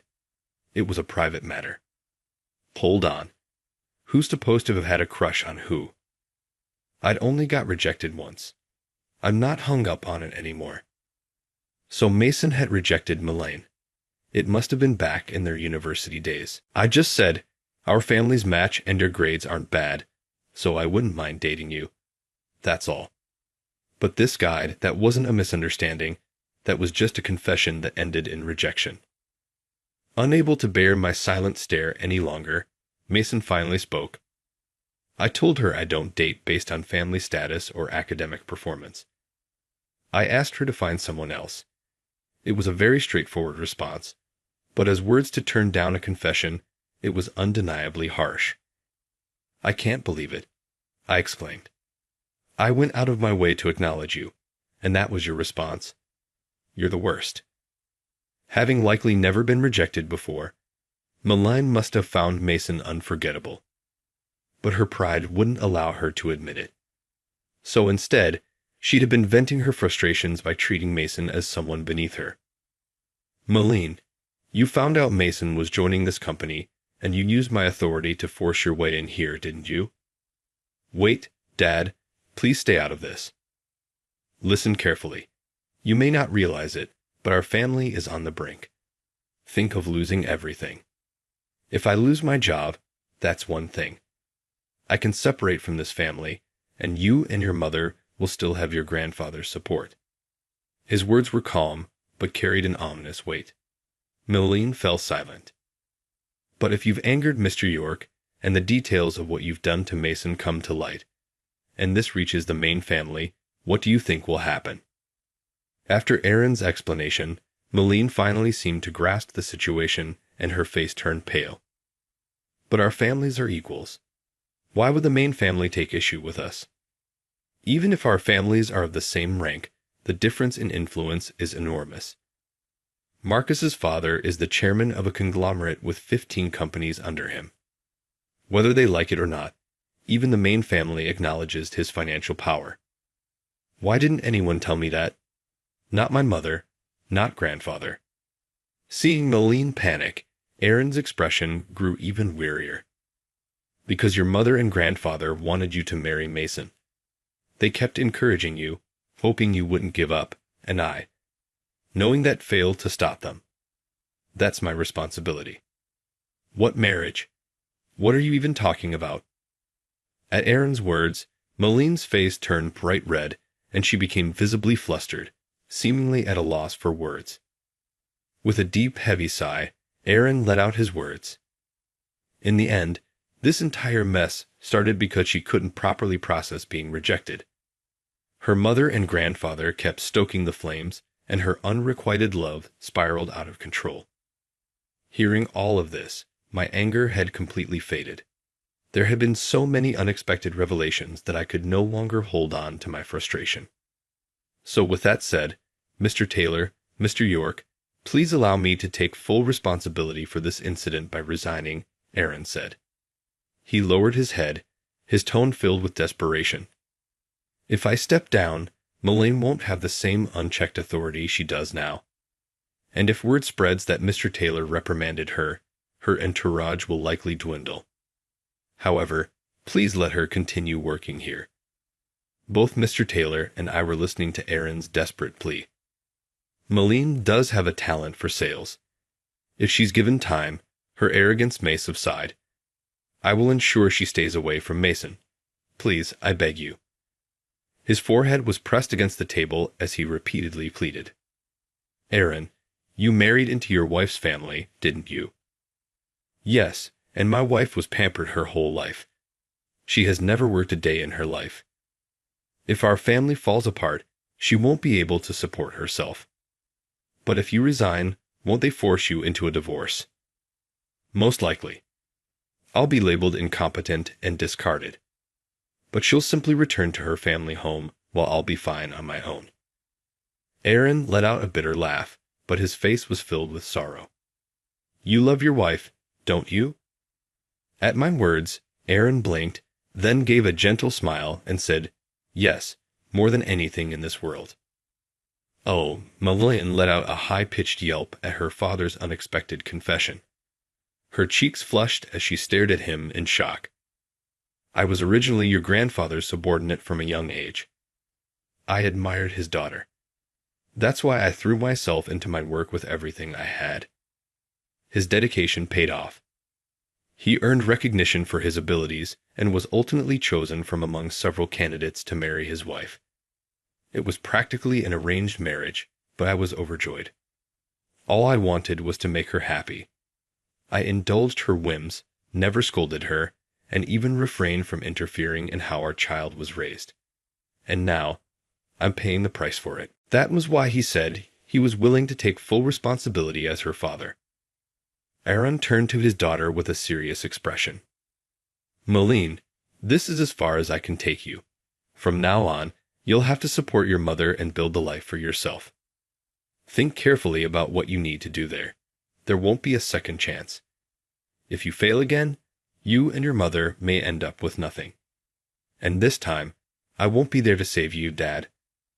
As the next head of the family, act with dignity. Be ashamed of your past actions and words as a person, and forget about Mason. Look forward and live your life with confidence in your own way. That is my wish for you. With that, Aaron wrapped his daughter in a firm embrace. Oh, Dad, she whispered, have I done something truly terrible? She still didn't fully grasp the gravity of the situation, but she was beginning to reflect on her actions. Her voice trembled with uncertainty. Yes, you have. That's why you must never make the same mistake again. Think about your position and your responsibilities. Speak with care.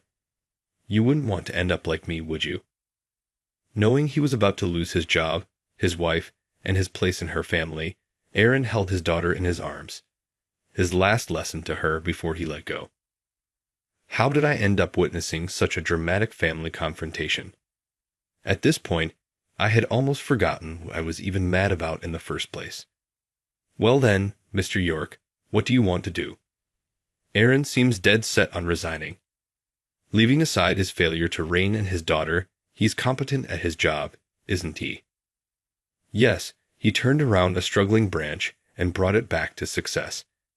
He has many loyal subordinates. It would be a waste to let him go. His daughter was another issue entirely, but as a professional, Aaron was someone I wanted to keep around. However, considering the fact that I had just revealed my position as chairman and all of Madeline's actions against Mason had come to light, I couldn't simply let this go without consequence. As I was deliberating, Mason, who had been silent until now, finally spoke. So what you're saying is that I didn't even realize that was her version of a heartfelt confession. And I just brushed it off like casual small talk, meaning I share some responsibility for all this. You didn't even realize it was a confession. No, the way she said it made it sound like she was recruiting me as one of her entourage, not confessing her love. Considering how Madeline had worded things, I could understand why he misunderstood. Do you have any idea how much courage it took for me to approach you alone? Oh yeah, now that you mention it, you were alone that time. Your usual entourage wasn't with you. Mason nodded and said, I see. Seeing this, Madeline's face turned bright red before she burst into tears, large droplets streaming down her cheeks. Ah, I didn't mean to make you cry. I'm not crying, she snapped, as if I'd cry over something you said. She stood her ground, even as the tears continued to flow, glaring at Mason with a mix of anger and embarrassment. Regardless, I admitted. I was rejected by you, and I took it out on you with petty harassment. That was disgraceful behavior for a lady. I will undergo training and return as a better person, so please fire me instead of my father. What? Wait, you plan to come back? That is not the issue right now. Watching their back and forth, I couldn't hold back my laughter anymore. Ha ha! You two are completely in sync. Where? In what way? Their voices overlapped in perfect harmony, making me laugh even harder. Yeah, this is it. This is one of those times when parents should stay out of it. Aaron lifted his head. I won't be making a big deal out of this incident. Huh? No, but that's unthinkable. It's fine. I only stepped in because this had the potential to cause major problems for the company. I turned my gaze to Madeline and Mason and continued speaking. In the end, this was nothing more than a childish quarrel. It wasn't something for parents to get involved in. A childish quarrel. Aaron looked stunned. Haha, you're right. That's exactly what it was. Let's leave this to the younger generation to sort out. It's not our place to meddle. He patted Aaron on the back in encouragement. You still have a lot of work to do, Aaron. We can't have you resigning over something as trivial as a children's spat. Hearing this, Aaron bowed his head deeply. Mr. Taylor, Mr. York, thank you. I will continue to do my best from here on. His shoulders trembled slightly, and noticing this, Madeline stepped forward, gently patting her father's back before bowing as well. I sincerely apologize for everything. I had no idea my reckless actions would cause my father so much pain. I am ashamed of my own foolishness. Please forgive me. I glanced at Mason, silently asking what he wanted to do. He frowned but answered plainly. If I couldn't even forgive this, then I really would be a child. Then, with a sigh, he muttered something uncharacteristic. Honestly, though, it was you adults who made this into such a big deal. Isn't it the grown-ups' job to clean up after kids' fights? With that, he simply said, I have work to do, and walked straight out of the reception room. Hey, that attitude of yours is exactly why people find you so frustrating. Are you even listening? Madeline shouted after him, her frustration clear. Realizing her outburst, she quickly clamped her mouth shut upon seeing me. Ah, it's fine. It's fine. That kid does have a habit of being blunt. You can head back to work too, Madeline. Yes. Understood. Excuse me. With a slight bow at my words, Madeline also ran off. Judging by her determination, she'd probably catch up to Mason and give him a piece of her mind. But at this point, I wasn't worried anymore. And what should I do now? Aaron still seemed uncertain. I gestured for him to sit down, and both Mr. Taylor and I took our seats as well. I called my secretary to bring fresh tea, and once it arrived, I spoke leisurely. Since we had the time, why don't we, as parents, talk about our kids' growth? Mr. York, isn't that a bit cruel to Aaron, considering the circumstances? Based on how things had been going, Mr. Taylor gave that advice, to which Aaron responded in a firm tone. No, it's fine. I certainly owe an apology for what happened today, but my daughter also has many good qualities. I will gladly speak about them for the first time. He wasn't speaking as a branch manager. He was speaking as a father. And so we began our impromptu gathering of doting parents, exchanging stories about our children. In the end, the harassment Marcus faced was officially labeled as a personal dispute rather than a major company issue. It was resolved with a formal warning. Mine's entourage disbanded, and as long as the urgency was properly conveyed, she now signed documents without issue. The tense atmosphere in the workplace disappeared, and both of them diligently carried out their respective duties.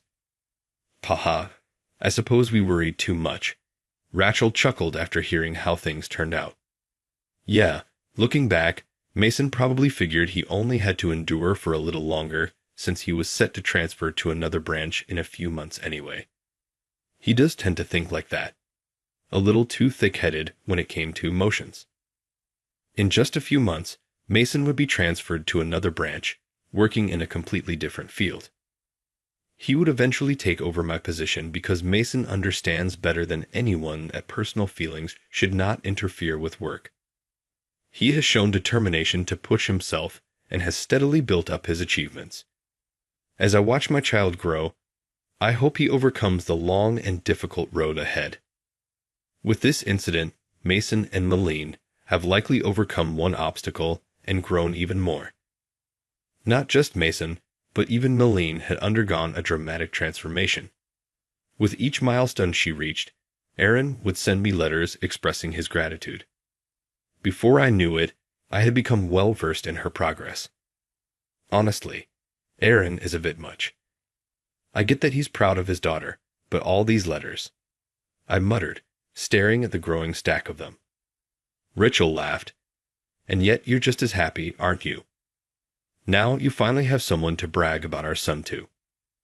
Rachel chuckled quietly, an annoying smile on her face. She had long since seen through the fact that I had been exchanging letters with Aaron, trying to outdo each other with stories of our children's accomplishments. On a peaceful afternoon in between work, I sat with Rachel reminiscing about our family. I was a lucky man. Beneath a clear blue sky, a white chapel rang its bells, blessing the newlyweds. Colorful petals danced through the air in a flurry of flower showers. Standing at the center of it all was Maline, radiant in a stunning wedding dress, smiling as she tossed her bouquet. And the man holding her in a bridal carry, dressed in a crisp white tuxedo, was none other than my son. Never saw this coming, I thought to myself.